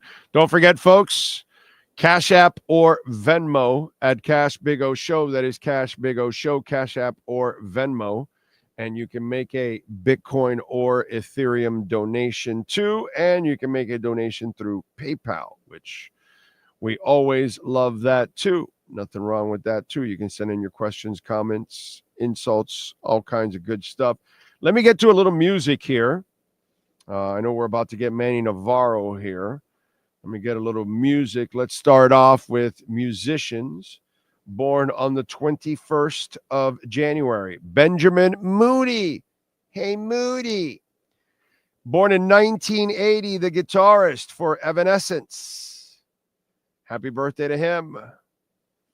Let's see who else. Emma Bunton, singer, songwriter, actress, and also a Spice Girl. She is Baby Spice.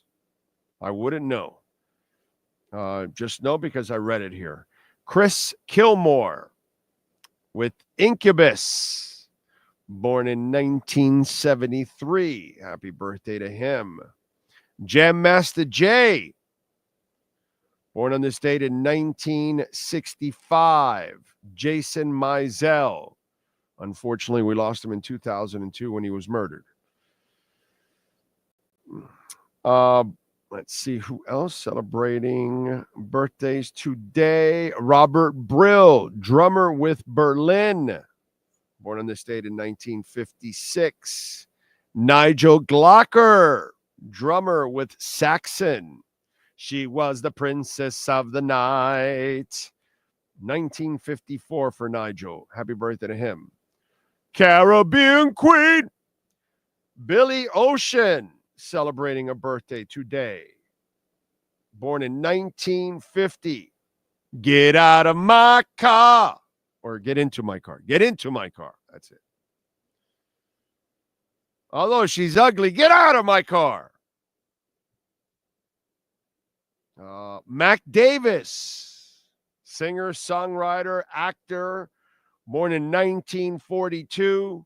We lost him in 2020 at the age of 78. He lived a hell of a life. And if you ever want to watch a movie that I think still holds up and is pretty funny and there's a lot of truth in it about the NFL game and football, is North Dallas 40. Mac Davis is in it. He's the quarterback. Nick Nolte's in it. He's the receiver. John Matuzak, real football player, is in it. A couple other people, and there's a whole bunch of actors in that movie. Whole bunch of actors, and I'm not going to be able to remember all their names, but like a whole bunch of actors. And I think it still will hold up, but there's North Dallas 40 is good. Mac Davis has a line where Nick Nolte says, "That's gross." And he says, "Gross? Gross is when you go kiss your grandpa to sleep and he sticks his tongue down your throat. That's gross." There you go. The shit I remember, it's just, I don't know. It's just floating in there. It's just weird.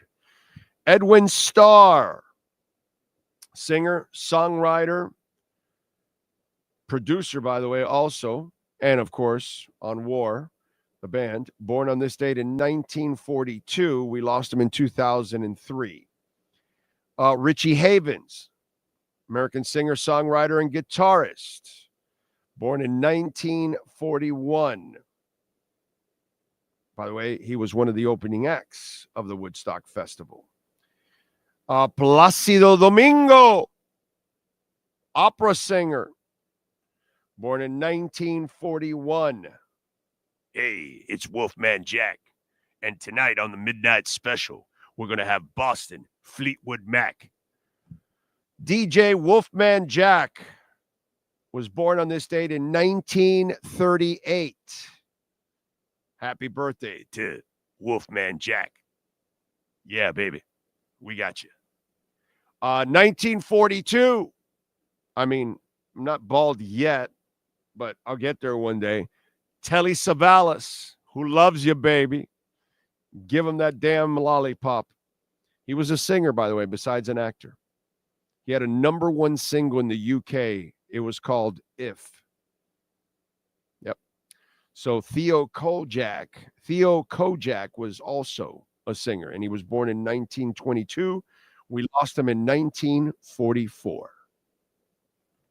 And those are birthdays for musicians. Oh, let me give you regular birthdays real quick so I can go to Manny Navarro, and we'll get the wrestlers too. Jerry Traynor, TV actor, is 48. Let's see who else. Alicia Lehman, soccer player, is 26. Who else is celebrating birthdays today? Ilya Topuria, MMA fighter, is 28. Sean does wrestlers, not MMA fighters, so I can steal that one from him. Who else? This is not a strong list on the entertainment side. Hakeem Olajuwon, 62. We finally got a strong name here. Gina Davis, another strong name, 69 for Gina Davis. Luke Grimes, actor, 41. And that is it. Sean, what wrestlers were born today on the 21st? Alex Kozlov turns 41. The great Arnold Skolin was born on this date in 1925. We lost him in 2007. Ivan Putski turns 84 today. Former WWE president Jack Tunney was born on this date in 1935. Lost him in 2004. The lovely Maurice turns 42. Shuji Kondo is 47. Steph DeLander is 28. And Tigress turns 54. Those are your birthdays for January 21st, 2025. All right. Well, this is just typical, right? We were at 102 now. Now we just shot up just now in the last half hour here in Bitcoin to 105, 106. Why? Because fucking Manny Navarro is coming on. That's why. Our Caneswear Miami Hurricanes Bitcoin pumping report.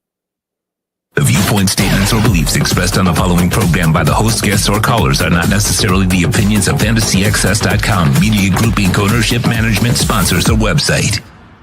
If you're a Miami sports fan, there's only one store to go to, and that's Canes Wear at Miami Fanwear in Davie. They're your one-stop shop for all your Inter Miami CF, Canes, Dolphins, Panthers, and Marlins merchandise. They have hats, t-shirts, game day jerseys, and so much more. Located at 2655 South University Drive in Davie, and open 24/7 online at caneswear.com or intermiamiwear.com. Call them at 954-835-5597. Caneswear, the spot where Inter Miami and all Miami sports fans shop. Time for Canes fans to get what they want. Information, insight, and perspective. It's the Canes Wear Miami Hurricanes Report with Manny Navarro, exclusively on the Big O Radio Show. Here's Big O and insider Manny Navarro. I mean, there you go. You see? See the green? See the green? Yeah. It's just happening right now. And why? Because you, dude, like, I don't know what it is, bro. I mean, maybe bring the sunshine, man. It's 108.1088 is the high. And then we had this retest here down to 103, which was at 10 a.m. And so then now, and we started pumping, and look at that. Look where it's at right now, right here. Look at that, man. It's just crazy. Crazy. It knew you were coming, bro. It knew you were coming. How about that?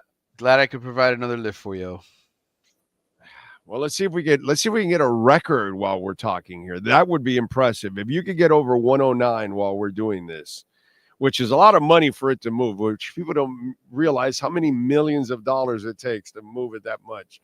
But anyways, it is what it is. We'll be hitting new all-time highs very soon here on Bitcoin. Last night, I got to tell you, dude, Marcus Freeman, that guy's a hell of a coach, bro. You got to the national championship game.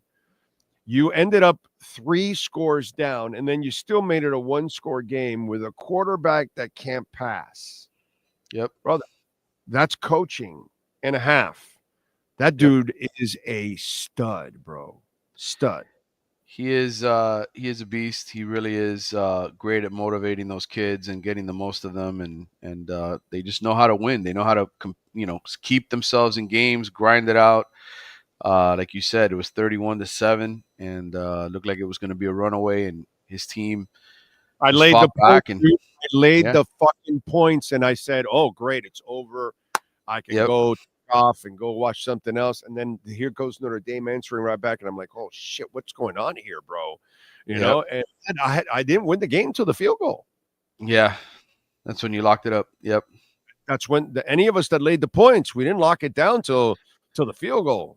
So we were about to lose that game. You know what I mean? It's like, and we were easily winning that game. You know. And by the way, a Canes fan that has to bet on Notre Dame or Ohio State. Oh yeah, not what you want to be doing on a Monday night, but it got me free Caspa, so it's all right. It's all good. It's all good. It's all good. It got me a bunch of free Caspa, so it's all good in the hood. And by the way, I mean, you know, I got more Caspa yesterday, just so you know, just to have some fun with this for you guys out there. Where's it at? Here we go. I got my extra Caspa yesterday. And check it out, Manny. So I loaded up last night, and here's Caspa sitting at almost 7% up today. How about that, Manny? Look is at that you. A perfect one, huh? There we go. Good. There you go. There you go. Caspa's like Win Jr. Mm-hmm. You know, just simple, you know. So yes, just 13 cents. I'm just saying. That's all it is. All right. Just saying, it's 13 cents. All right. Let me ask you something about Notre Dame. Not that I really give a shit about Notre Dame, but Marcus Freeman intrigues me. How are they as NIL players? Because I know you got to hit the books there also. So that becomes a little bit more of a hurdle, you know, compared to other schools when you go to Notre Dame or Stanford or whatever, Georgia Tech or whatever. So I get that you actually have to do some, you know, you have to educate yourself there. So it becomes a little harder to get players. But how good are they, or how much money are they spending in NIL? Because with that coach, if you can spend money and find smart football players, brother, you got a chance at Notre Dame to win a national championship. So how are they with NIL? You follow. I have no idea. totally ignorant here. Yeah, I mean they don't load up on guys every single year in the portal because I think their recruiting classes are pretty consistent. And like you said, the academic side of it I think is certainly something that's a part of it all for them. But they do a pretty good job identifying guys year in and year out that are sort of plug and play. This year they've got 5 that they've picked up in the transfer portal. One of them was an All ACC receiver, Malachi Fields from Virginia. They picked up a safety from Virginia Tech.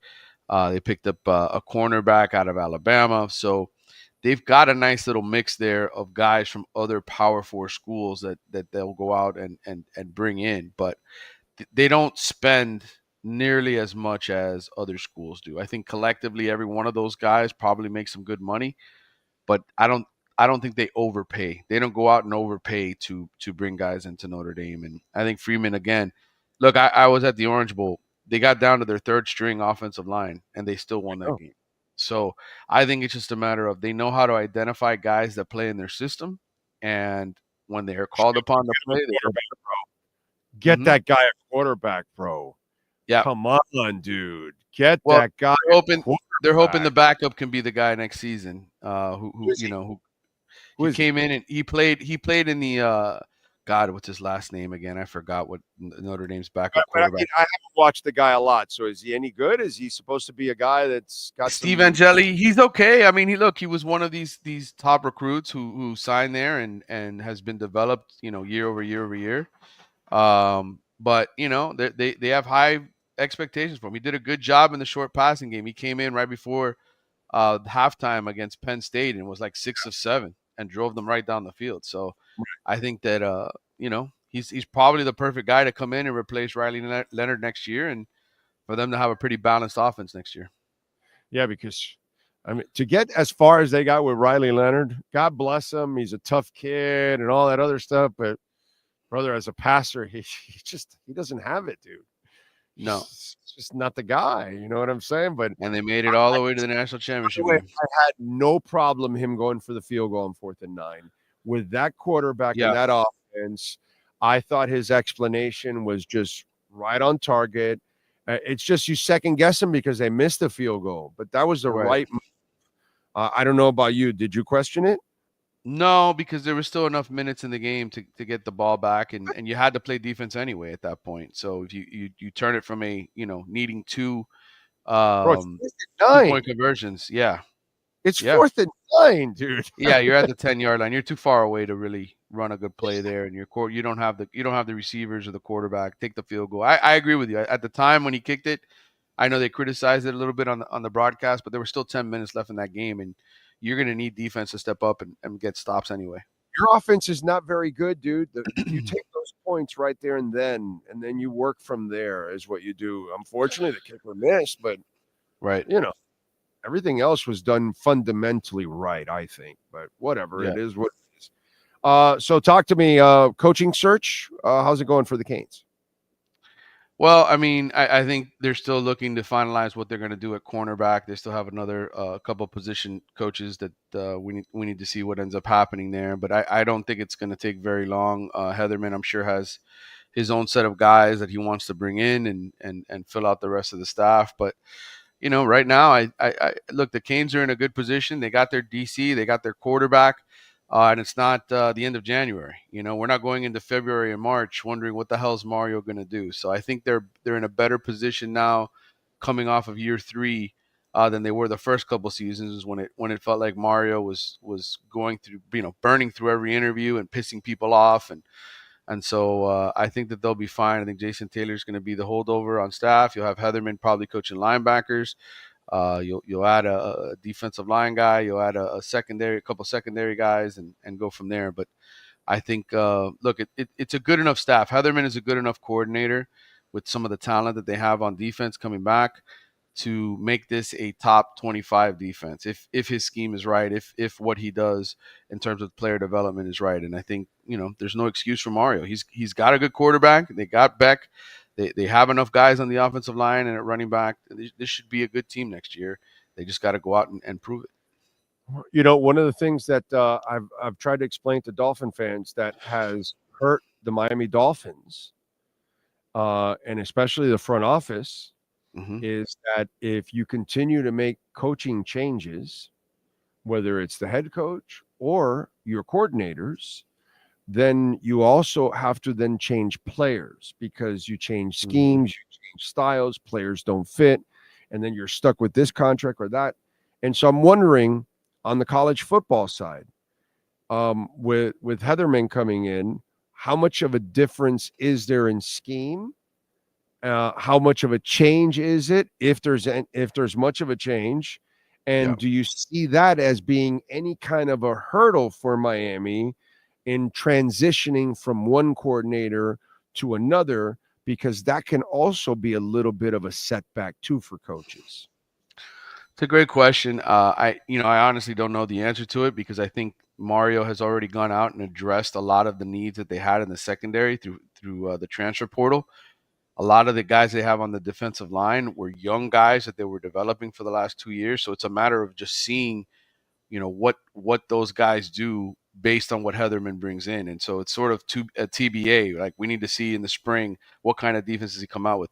He ran more zone coverage than Guidry did. Guidry played the most man of anybody in the ACC. And I think ideally most defensive coaches want to be able to run man coverage, but you need the horses to do that, right? You need the cornerbacks to do that. And so the belief is that Mario went out and got those guys between Xavier Lucas and Poyser and all the other guys that they signed here, Charles from Michigan State.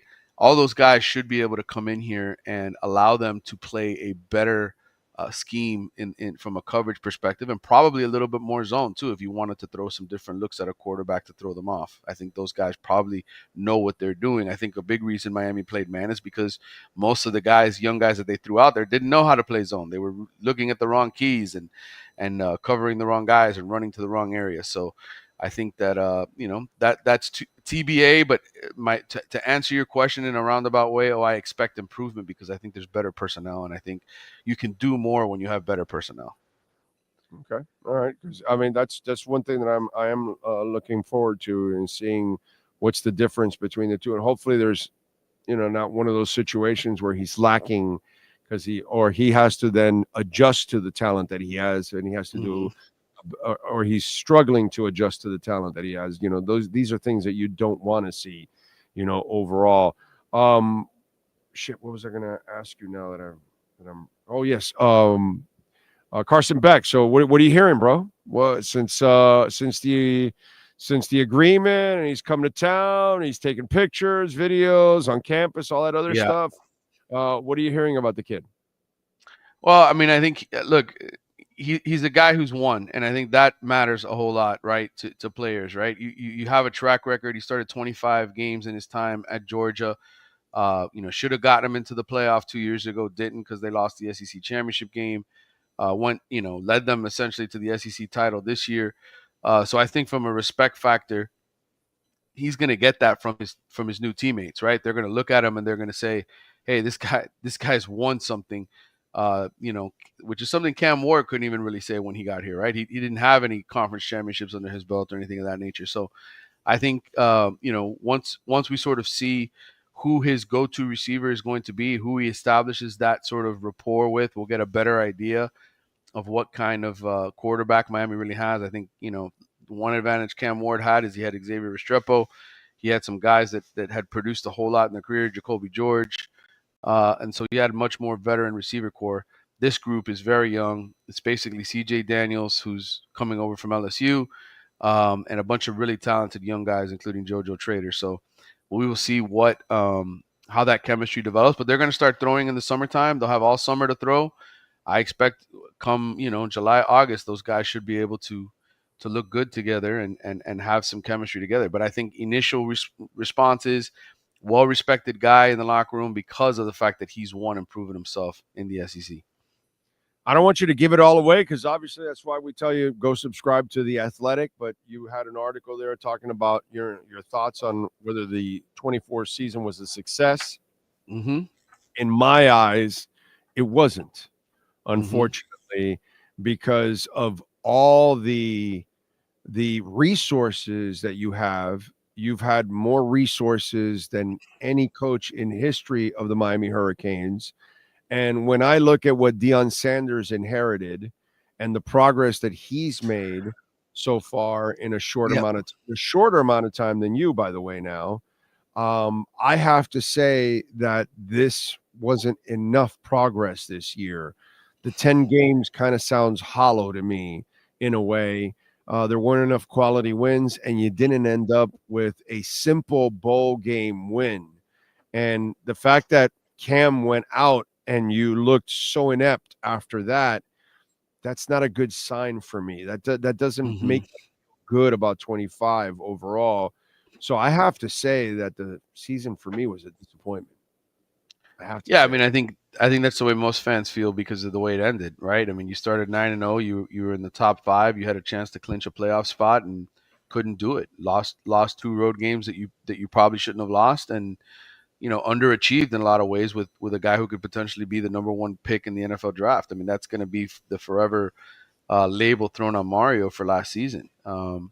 That said, I do think that it's a very positive sign that they have bounced back from that ending to last season by having another great offseason, getting a quarterback, which was a major concern coming off of that bowl game, getting the defensive backfield addressed, and firing the defensive coordinator who everybody lost all their faith in based on the way that the season ended. So I think he's taken every right step in the offseason so far. Now it's a matter of going out and proving it, and it's fair to doubt him because this was a good enough team to win the league, and they blew their opportunity. They didn't do it. Mario has to own that, and he's got to come back and bounce back from that and actually win because he's got that big contract. He's got a lot of money, as you said, a lot of resources behind him, and all the resources. Put up or shut up time in year 4, brother. Yeah, I'm really disappointed in Mario. Really, really disappointed in Mario. I respect everything that he does. I know he's a fantastic human being, but on game day, I just don't see it, dude. I just don't see it. And let me tell you something. I talked about this with the Dolphins, and Mario, I get for now you're going to get away with it, but if it continues, it's only going to get worse. And this is what I'm talking about. Weaver is now headed for his 2nd interview. If you lose Weaver, McDaniel's not going to be dealing with his 4th defensive coordinator in his 4th season, but there's a difference now. He's going into a hot seat season. So now all of a sudden, you're not going to get the best defensive coordinator out there, the best special teams coach out there. Why? Because people are going to look at you. You're on the hot seat. So the best candidates are going to go to more stable situations. Now, Mario does have a stable situation here. But the problem is if you don't cross that threshold of success over the next year or two, when you start having to fill holes, you're going to have to start reaching for lesser candidates because the better candidates are going to say, yeah, no, I know you can pay me, but they can pay me also. And this is a much more stable situation. Mario, you're already heading into the hot seat years and that kind of stuff. So I think it's very important that Mario starts having success because foundationally it's going to start hurting him if he doesn't. Yeah, I agree. And that's the way this always works, right? You get into year 3, you get into year 4, you got to start having results to back you up, or people are going to start questioning how long you have left. And, the one thing about Mario's deal is it is a 10-year deal that he signed. Miami did invest for the long term. So I think in the next year or two, even if he struggles, he ain't going anywhere. But I think the overall point and sentiment of what you mean in terms of recruits and players and people believing in your program and trusting you and trusting that it's headed in the right direction. You take a step back now in year 4, year 5, and you go back to 6 or 7 wins. That's gonna rattle the faith. That's where year 6 and 7, you're not going to get the same coaches anymore because you are now heading into the hot seat years. Because those years where they start saying, well, we're on the back end of this deal now and he's not getting it done. We're 5, 6 years in. There's no progress. We're still winning 8, 9, 10 games. We're still not winning bowl games. We're not. So that'll be a problem. That's why I'm saying he's got to start because right now for McDaniel in the pros, year 4, he's on a hot seat now. Yeah. I mean, it's almost like a lot of people would have gotten fired after this season. And because they gave them all new contracts, that's why they're all coming back. That's the only reason. So we've seen this story before. And now you're in year 4 in the NFL. He's not going to be able to get the best special teams coach or the best defensive coordinator. And so then that puts more pressure on the head coach to be a better head coach all around. Has McDaniel proven that? No. So, you know, this is like that's why I told fans that be careful. This is scary what McDaniel's going into now, because it's a hot seat year and you're not going to be able to get the best coaches. And that's putting him in a different. Mario's not there yet, but I'm just telling you, in the next 2 years, you better straighten this out, because if not, you're going to be in that position in year 6 and 7. Yeah, and that's fair. That's a fair assessment of it all. I think, again, can't take any steps back, and I think finishing with anything less than 9 or 10 wins next year, with Carson Beck, with a lot of the, with your third year of your offensive coordinator, all the spending that goes on, to make this roster stick around and be a part of this, you're going to start to lose the benefit of the doubt. They just bought you the best quarterback available. Yep. You know what I'm saying, dude? You got to win, bro. Yep, I agree. And they got good tests early. We'll find out early between Notre Dame and Florida where this team really is. And hey, listen, they win those games, Mario will be looking pretty good. They don't. Oh, dude, if you start the season beating Notre Dame, that would be phenomenal, because Freeman can coach. So now you're beating a coach. You're not just beating a decent program. You're beating a coach. So I like that. That would make me feel good, because let me tell you, bro, Marcus Freeman has grown on me throughout the season watching him win with that quarterback, because I would have never in a million years put him in the national championship game. I'm sorry. I would have never done it. As a Dolphins fan, I can say I'm happy that the Bears didn't go after him. I'm kind of happy, because this might mean a chance for the Dolphins to get him in the next couple of years. Maybe. Yeah. No, but they needed Caleb to get an offensive coach anyway. Right. Right. I think the Bears got the right guy now. I don't know if Caleb has it all to be the guy, but there's something there that sometimes just doesn't register at times, that just like there's something a little off with him, I don't know what it is, but it's just, I agree, there. But bro, the talent, my God, the Lord bless that boy. Woo! He is gifted. Wow. He can do some shit that is effortless. Okay. That's how special Caleb Williams is. I mean, bro, he has been blessed. I hope he figures it out.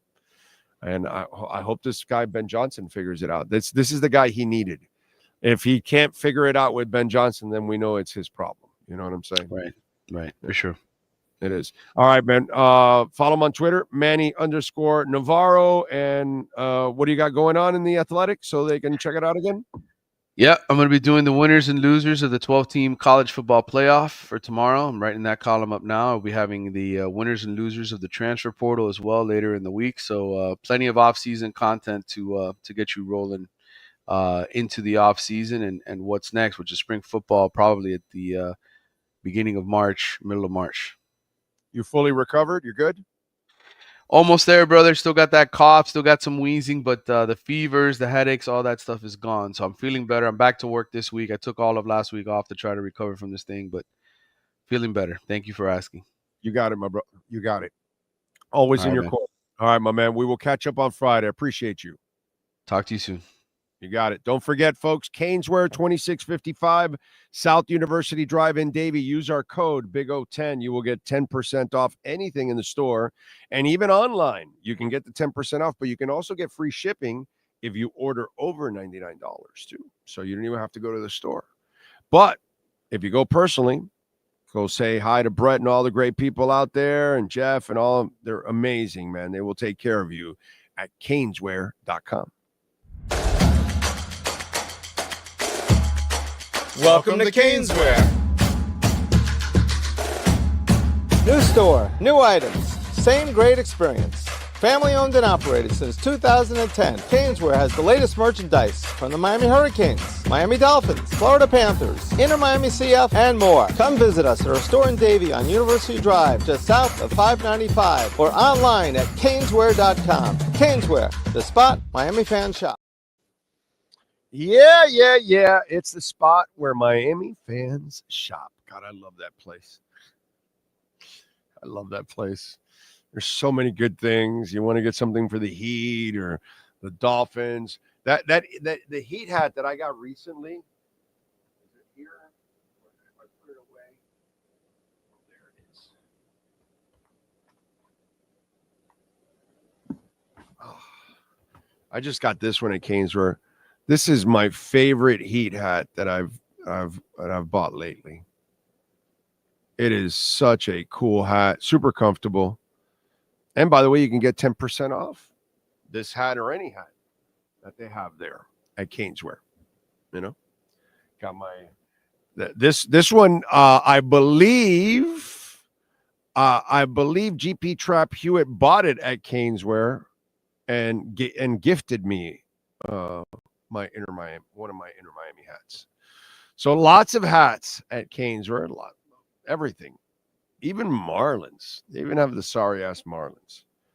So if you actually want to wear anything from the sorry-ass Marlins, you can do that. You can do that, ladies and gentlemen. What else do we have going on in the world of sports? Send it in. Oh, by the way. Where is Bitcoin? I do want to find out. I am intrigued. We are at 105. Okay. Not bad. We'll take it. What else do we have here? McDaffie is becoming Brian the insubordinate Flores, unable to retain coordinators, the narc with offense, and McDaffie with defense. Anthony Pereira, hip players coach. We need Dan Campbell back. Should never have let him go. See how far he got. Yeah, that's the Dan Campbell thing is ridiculous. Okay, let's not play it, Sean, right now. But anyway, because too many don't get it. Daniel Amador says, I just got $600 worth of Caspa. Woo! Damn. Look at you, big boy. How about that? You know, they've got a thing on just to show you guys. Let me put it here. I got to bring it up here. But they've got a measuring tool on Caspa. And let me show you here a second. It's kind of a fun thing that they do. Let me see. Here it is. I got it. Let me bring it up here real quickly for you guys. Okay, there we go. And so this is a little graph that they came up with. All right, pull the billboard off there, Sean. So you just bought 600, right? So you bought somewhere in the neighborhood of about 5,000 Caspas, 5,000 Caspas, right? About there, somewhere like that. So you are an octopus already. Daniel Amador. So you're a crab if you have 100 to 1,000 Caspas, which means 119,885 people at the moment have that. You, sir, Daniel Amador, you just bought like 4,000 or 5,000 Caspas. So you are an octopus now. And so now there are 111,079 octopuses out there. If you have 10,000 between 100,000 Caspas, you're a fish. 69,000 fishes out there. If you have 100,000 to 1 million Caspas, you are a dolphin. There are 20,000 of those, almost 21,000. If you have 1 million to 10 million Caspas, you are a shark. Only 3,000 people are sharks. If you have 10 million to 100 million Caspas, you are a whale, dude. That's probably Ocala Joe. There's 226. Well, 27 with Ocala Joe. And then check this out, dude. A humpback has 100 million to 1 billion Caspas, and there's 16 of those in this world. There's no Aquaman who owns 1 billion to 10 billion Caspas. But there you go. So the question is, where do you rank in Caspa holdings is the question. There you go. There you go. Big O, did you see the Miami Heat Vice kicks? The shoes, they have kicks. I did not see them. No, I did not see them. They must be really cool. That's a nice job by the Heat. The Vice jerseys are fantastic. I love the Vice jersey. I love the mashup too. I really enjoyed that, but the Vice is the best. That's a cool thing. I got to check it out. Two Extremes says, yeah, I know nothing about crypto. I've just been following what you say. I bought 5,000 in Bitcoin when it was at 91, and I spent 1K in Ethereum and 400 in Caspa. Look at you, Two Extreme. Damn. And you've been on for a while. I'm just curious, Two Extreme. Why did you wait to get on at 91? Why not 81 or 71 or 61 or 51 or 41 or 21 or 16? So like when I was, and you've been listening since, so I'm just wondering why did it take you so long to wait to 91? Because if you're a newbie, then I get it, but you've been around forever on this platform. You've been around for a while, several years, I would say, that you've been supporting our program, which I love you for that. But I'm just wondering why what triggered it? Why 91? That's a while, man.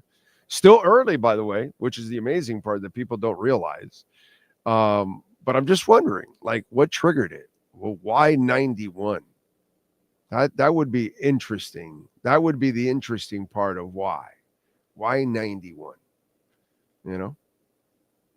It says Friday, I'll buy more of something else. Well,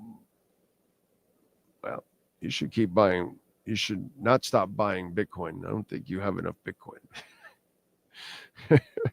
Keep buying Bitcoin, brother. Keep buying Bitcoin. Don't stop buying Bitcoin. That's for sure. I get it. If you want to make more money, then yeah, you'll buy a smaller coin that you can flip more. I get it. I understand that. He said, I had a lot of other things going on. I had no money. Well, then that's really the only reason you need to spend for crypto or time to learn it. Had to do some home renovations. Okay, so you had priorities. Okay, that makes sense. It wasn't just I waited and waited. It was real things. That makes sense. You know, obviously, if you have to do things for your house or something, that's much more of a priority.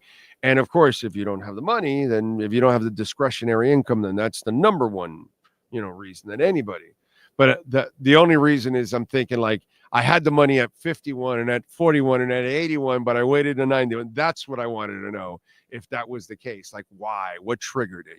But that wasn't your deal. So that's cool. I wish the 25 season was here already so we can start over. This sucks. I'm not ready for another season. I got to tell you. I am not ready, Dolphin Dave. I need to recover from this season. Maybe I can build some enthusiasm for it. I have no enthusiasm right now. The worst thing for me would be to start a Dolphin season right now. I don't know how that would make any sense. I'm going to start with more of the same. Give me some time that maybe something will change, or you know what I'm saying? You start a season right now, Dolphin Dave. I mean, I've already pretty much given up on the 25 season. You started now, I'm done already. I'm officially done. Officially. Over. Yeah, I don't want anything to do with Dolphins right now at all. Go away for a while. Go reset. Go redo the team. Do something to convince me otherwise. Right now, I want nothing to do with the Dolphins at all. Go away, dude. You're just miserable shit. That's all it is. That's all the Dolphins are. Miserable bullshit. So I couldn't disagree with you more. Of all the Miami Dolphin bars outside of Miami, which one is your favorite? Wow.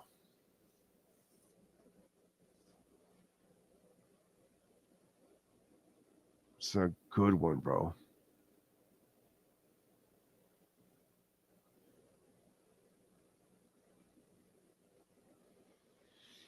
I'm torn.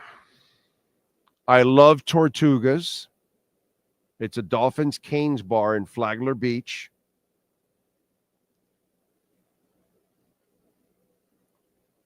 And then I gotta go Tommy Rockers. I like Slattery's, but it's small. I love the River Pub. Fantastic, super convenient for us, by the way. That was cool. I don't know. What do you think, Sean? Out of the Dolphin bars that we've been, you haven't been to Flagler Beach. It's the only one you haven't been to, right? Or did you go to Flagler Beach? Yeah, I was there. Oh, okay. So then, yeah, that's right. You did go. Yeah. I think they all bring their own. Yeah, they do. But I mean, I gotta go Flagler Beach. Number one. If you got to give somebody number one, I gotta go Flagler Beach. It's a 2-deck overlooking the ocean. You know, it's a true Dolphins Canes bar. It's got Dolphins Canes dressed all over on Flagler Beach. So yeah, River Pub's fantastic, right? It's got a dolphin room, but it's not an entire dolphin bar. You know what I'm saying?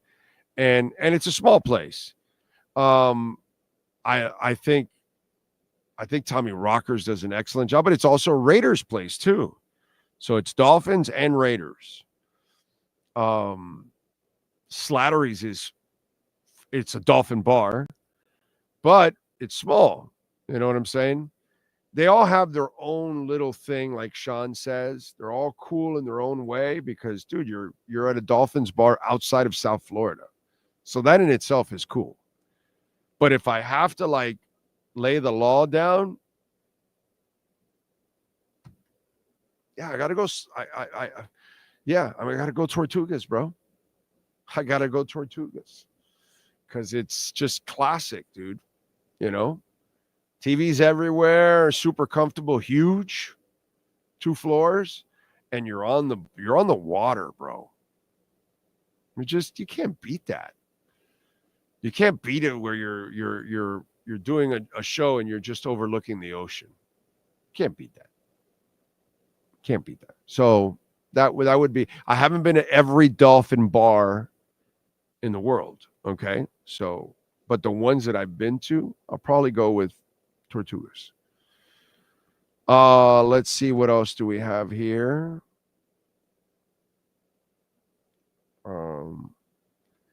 I like Robert Salah if Weaver leaves. Yeah, you need to rewind and listen. Because something may not happen. Let's see. I tried messaging you for advice. Oh, I'm sorry. Did you DM me on Twitter? I know I have a lot of stuff that I haven't answered. There's a ton there. But on Twitter I did answer. I know on Instagram there's a whole bunch there that I haven't answered. But Twitter I've caught up. Let's see, what else do we have? La Cabana, best dolphin bar in NorCal. See, I've never been there, so I don't know. NorCal might have been to more dolphin bars than I have outside of South Florida. Miles Deep says Tommy Rockers, easy, but of course he's in Vegas. The Cove outside of Seattle was cool. It was. But is it really a Dolphins bar? That's the thing. Big O, a little change of pace, a little sports trivia. In 83, Marino's rookie year, his first start was against the Bills in that game. There were 4 Dolphin passing TDs. How many did Marino throw? I have no idea. Since you're saying 4, I'll say 3. I don't know. I have no idea. Big O, you got to pop up to Orlando to the Hideaway. I've been to the Hideaway. I'm still taking Tortugas over the Hideaway. I've never broadcasted from the Hideaway. But yeah, I've been there. Let's see. Tough question, but a Dolphin Super Bowl win again in your lifetime, or get to travel the entire world for a year with your wife and kids with peak Bitcoin. Haha.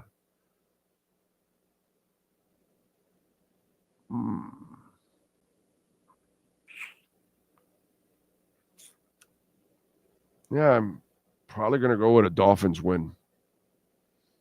I can do all that other stuff anyways with my family. The Dolphins Super Bowl win is impossible to find, bro. I can make the other stuff happen. I've traveled with my wife too already as it is. So, and we're going to do more traveling eventually. So, yeah, no, I'm going to go with the Dolphins Super Bowl. I need one more before I go, bro. Big O, Tommy Rockers is no longer a Raiders bar. The Raider fans trashed his business, so they got removed. Typical Raiders. What a bunch of losers. Good for Tommy. It's just like crazy. Hunter Butler, I bought 5K Bitcoin back when it was 25K. Holy shit. That means it's 20,000 right now. Now, if I buy, it'll just be raising my average. Yeah, but okay, you 4X what you have now. Well, you buy now, you'll 10X in 5 years.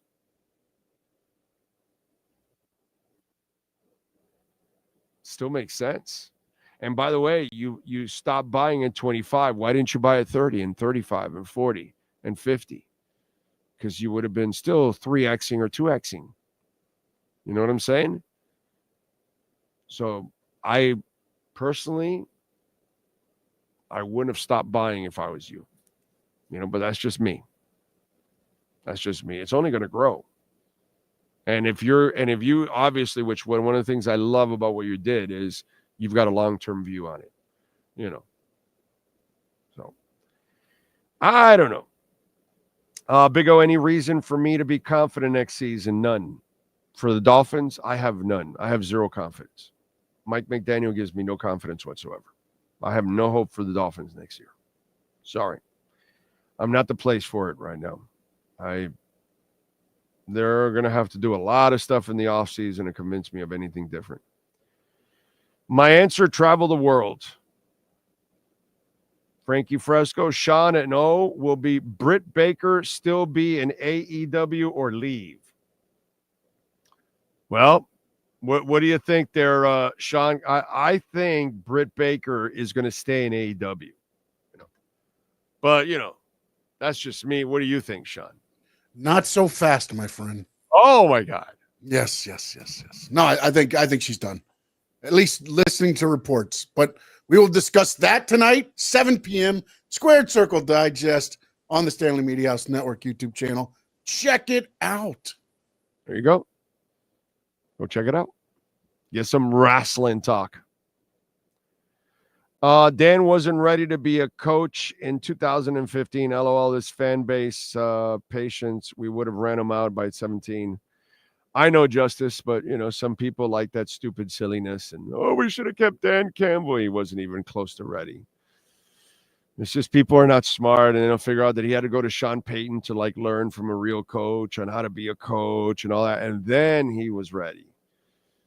And by the way, he's still not a great game day coach because he does some crazy shit that gets his team in trouble. So, he's got to get better on game day. And by the way, he's going to get tested this year. He's losing his offensive and defensive coordinators. That's going to be a hell of a test for him next year to overcome all that. Correct 3 in 83. It was also Mark Clayton's rookie year, and respectfully, in that game, he caught and threw his first NFL touchdown. He threw a 48-yard touchdown to Duper. Love it. Pat in Asheville says, I'm going to start a Dolphins bar and call it the Sad Mama. Oh, no, Sad Mammal. And it's going to be in what is this? Taji, Japan? Taji? Is that the city? Tajiri. Oh, Tajiri. Oh.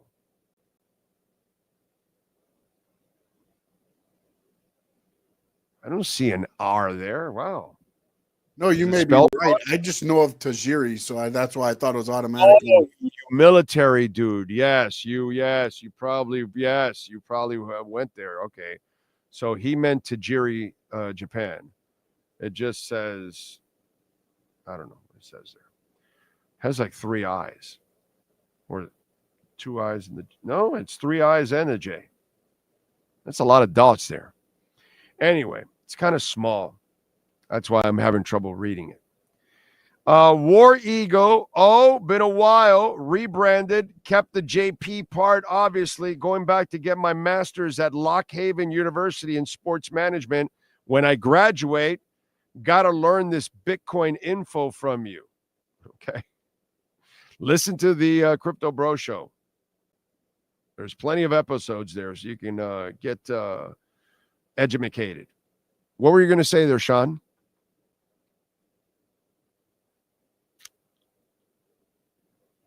Were you saying something? Oh, nothing? Okay. Yeah, no, I'm sorry. There is a Taji, Japan. Oh, there is. An estimated population of 2,960. Wow. So, okay. Yeah, it's Pat, Pat, it's just going to be you and me in the bar, bro. That's it. It's just you and me in the bar. Depressed. Mammals. Oh, my God.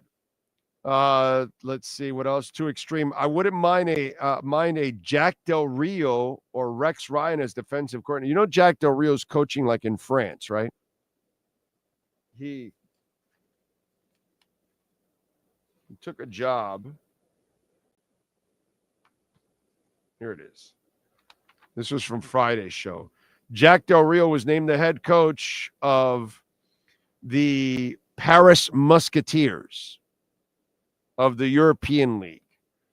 And I don't know if you've been following what's been going on with Jack Del Rio, but Jackie's got a little bit of a drinking problem. Okay? You may not want Jack Del Rio right now. And Rex Ryan, you think Rex Ryan really wants to be a head coach? He thinks he's going to be a head coach for the Jets or something. What a fool. Although I really would love for them to hire him. Yeah, no shot that Rex Ryan is here, dude. Okay. None whatsoever. Plus, he'll probably be chasing Tua around for his feet. It's not a good thing. What else do we have? A Dolphin Super Bowl is as elusive as the Holy Grail over going on 4 decades. Exactly. I agree. McDaniel will be the lamest of all lame duck coaches we've had here. Pretty close. Big O, not sure if you finished your rock anthem intro, but maybe ask Tommy Rockers to finish it up. I need a singer. They're trying to get a rock singer to finish out the song. That's it. And then maybe we can air it out, baby. Looking forward to it. Can't wait. Because we have remade the original show open. I've got a gentleman that is working on it. But unfortunately, We are still working on getting a rock singer. He got a girl, but I did not. I put it this way: I wasn't happy with the girl singer. It wasn't, the oomph that I needed from it. So that's why I said, nah, we're good. We need to get somebody that is a rocker, a man's voice. That's what I need next. Unless she can sound like Lizzie Hale, then we're all right. But it's hard to get a woman to sound like Lizzie Hale. It's snowing in the upper Florida Panhandle. Really? Wow. Well, Dougie Fresh is not telling us about any snow. What's up, Dougie Fresh? You're our Panhandle correspondent, dude. What's going on, Dougie Fresh? Victoria, where are the snow reports from the Panhandle? How do you buy Caspa? Uphold. Okay, you can do it on Uphold. Download the app. It's a good exchange, and it's easy to move. By the way, if you have a Tangem wallet, you can also buy Solana and swap it for Caspa or Tezos or whatever coin you want to use for swapping. Litecoin, I don't give a shit, whatever it is that you want to do. But yeah, you can do that. But Uphold, you can buy it right there and then. Okay. Where are we at, by the way? As well.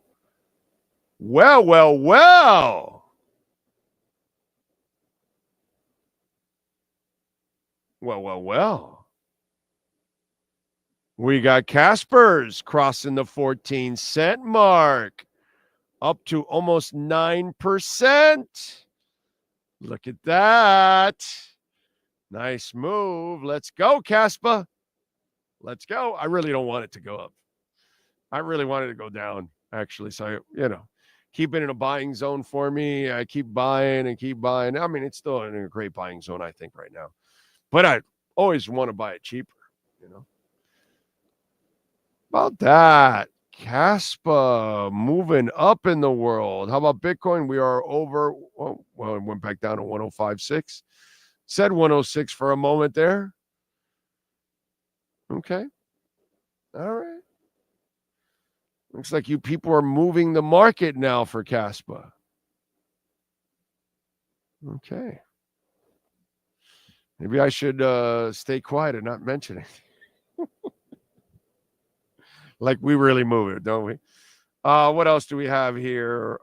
Big O, I'm off watching the show on my 75-inch television. Salute to you and Sean. Thank you, Lenny. Appreciate you, my man. That's very nice of you. If they're going to the former head coach, we should, should Weaver leave? They may as well call Leslie Frazier. What can I tell you? Tommy Rocker is a singer. I thought he had his own band too. He did. He jams. Tommy can jam. Frankie says his sister lives in Pensacola. So we're Dougie Fresh is clearly not watching today. So he's not really giving us the live reports. You know what I'm saying? Can you buy Caspa from Tangem? You can. Like I told you, you can't buy it, but what you do is like buy Solana or buy, Tezos or Litecoin or whatever the hell you want to buy and swap it is what you can do. Okay? But what I would rather do if I'm you, it's cheaper. You'll save yourself money. Okay? Listen to me. Open up an Uphold account, buy the Caspa directly there, and then send it to your Tangem wallet, and that's it. Okay? That's all. It's cheaper that way for you, dude. You'll spend less gas fees. All right? Uphold is a fantastic exchange. By the way, it also has Polis. I've been telling you about Star Atlas for a while. Oh, yeah. I've been telling you about Star Atlas for a while, and Atlas is the utility token of Star Atlas. But Polis is the governance token, which I have both, and I have some. I have a lot of Star Atlas, but I have a way more Polis, and they sell Polis there and Atlas.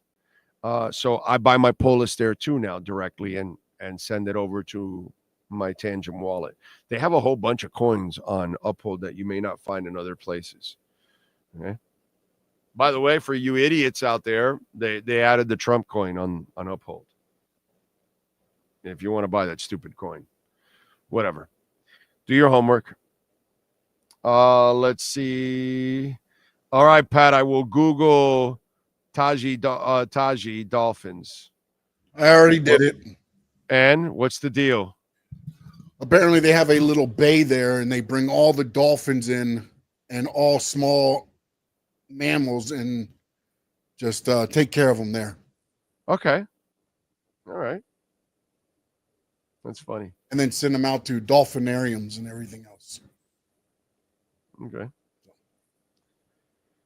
Let's see, what else do we have here? The window here in Miami is closed. The rebuild is complete failure. Yeah. Can you buy Caspa from Tangent? Well, I mean, I already answered that. You got it now. Didn't Steve Sarkisian get in trouble for drinking as well? Yes. Yeah, a little drinky winky. He was at this celebration. They were there with USC. And Sarkisian had a little too much to drink. Yeah, that happened. That happened to Steve. Steve knocked down a little bit more than he should, and he got reprimanded for it. And then he bounced back. We all have issues, bro. We all, everybody makes mistakes. The good thing for Steve was that he was able to attack his mistake and correct it. And he hasn't had those issues again, which is really cool for him. I mean, if we're going to be fair, you know what I'm saying? By the way, Chainlink's up 6%. I like that. Alethea with its incredible volatility up 18%, but it goes down too, and it has not had a stable life lately.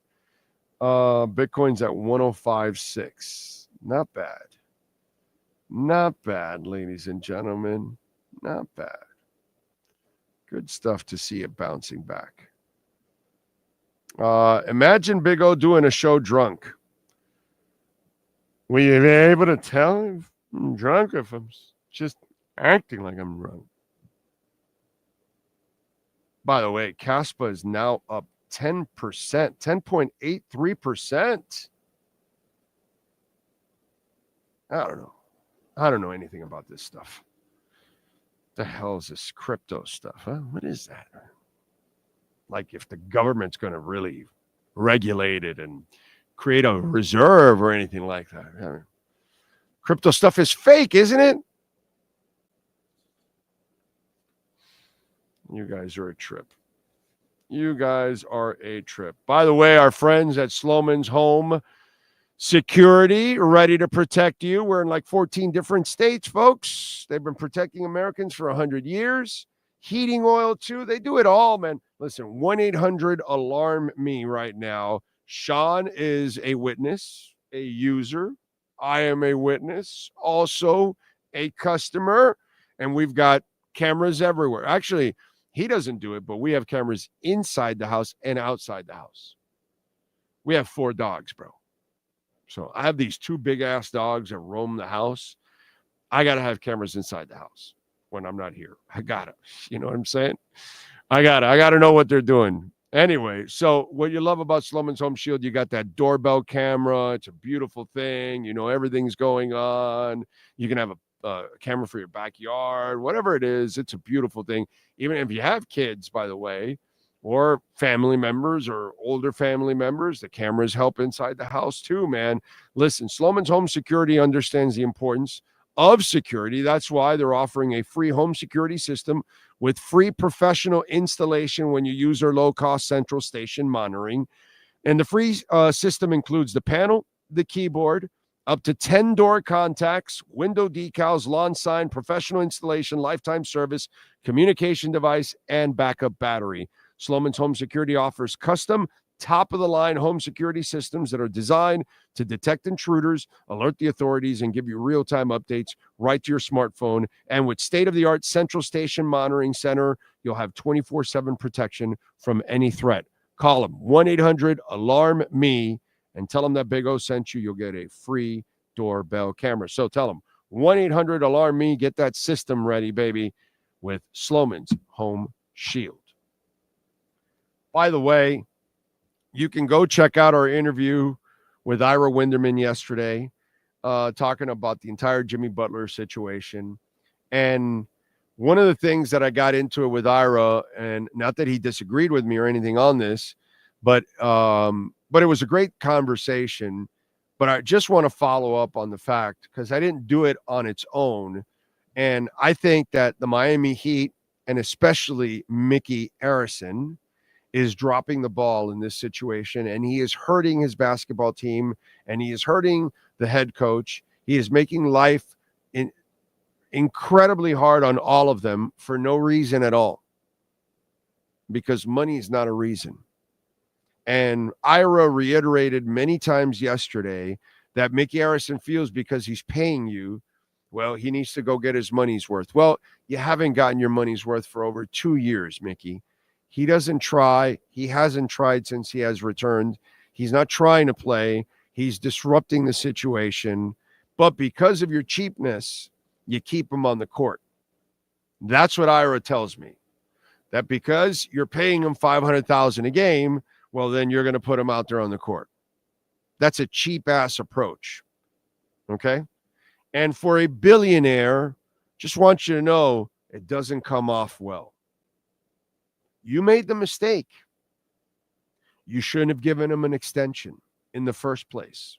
And it's not hindsight from this show, from this host. Maybe others can bullshit about that and say, oh, well, last year. No. Over 2 years ago, when you were giving him that extension, I said that was a bad move. You didn't see it. Pat Riley didn't see it. You both screwed up. Don't screw your coach. Don't screw the team, and don't screw the fans. Nobody wants to see Jimmy Butler. Nobody. People aren't buying tickets to see Jimmy Butler anymore because they know he's not playing. Even when he plays, he's not playing. So what are you doing? Pay the guy to go away.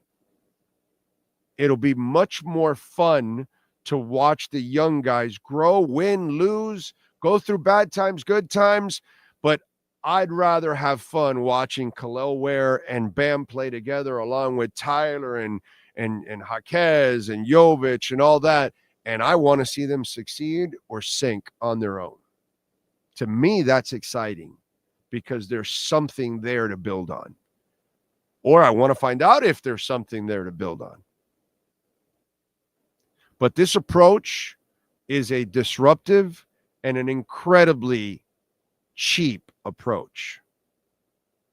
This man has quit on you. He has quit on the franchise. He has quit on his teammates. He has quit on the coach. He has thrown the coach under the bus. He has thrown the team under the bus. And because you are paying him, you want to keep him there to disrupt your situation. Why are you giving him that satisfaction? Why are you giving him that platform? He loves the attention. He says that. Do what's best. Don't give him any attention. Put him away. Let him go have to find Rachel Nichols to go say 5 words if he feels like it. But don't give him the platform of every night being able to talk to the media and say bullshit and play like bullshit on the court and make life harder on your head coach, who's a phenomenal head coach, the best in the world. Treat him like that. And these young players, you need to recapture that Heat culture. You cannot do it with someone in the way that is not Heat culture. So I'm sorry that you have to pay $500,000 mistake for every game, but that's your mistake. Man up, Mickey Harrison. Man the fuck up. Man the fuck up. Be a big-time billionaire and say, brother, you don't mean anything to me. You're a gnat.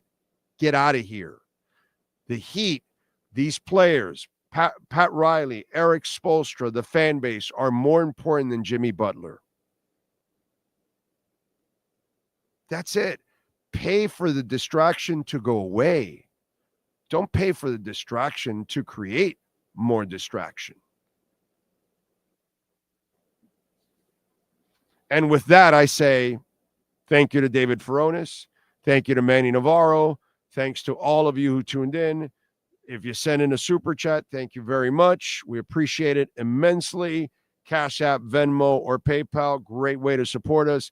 Visit our fantastic sponsors, whether it's the Big Cheese, BigCheeseMiami.com, Toyota of Hollywood, Acura Pembroke Pines. Please visit our sponsors and tell them that Big O sent you, because that's how we stay around. We'll see you tomorrow live from Caneswear in Davie, starting off at 11 a.m. Same time, same place, same bat channel.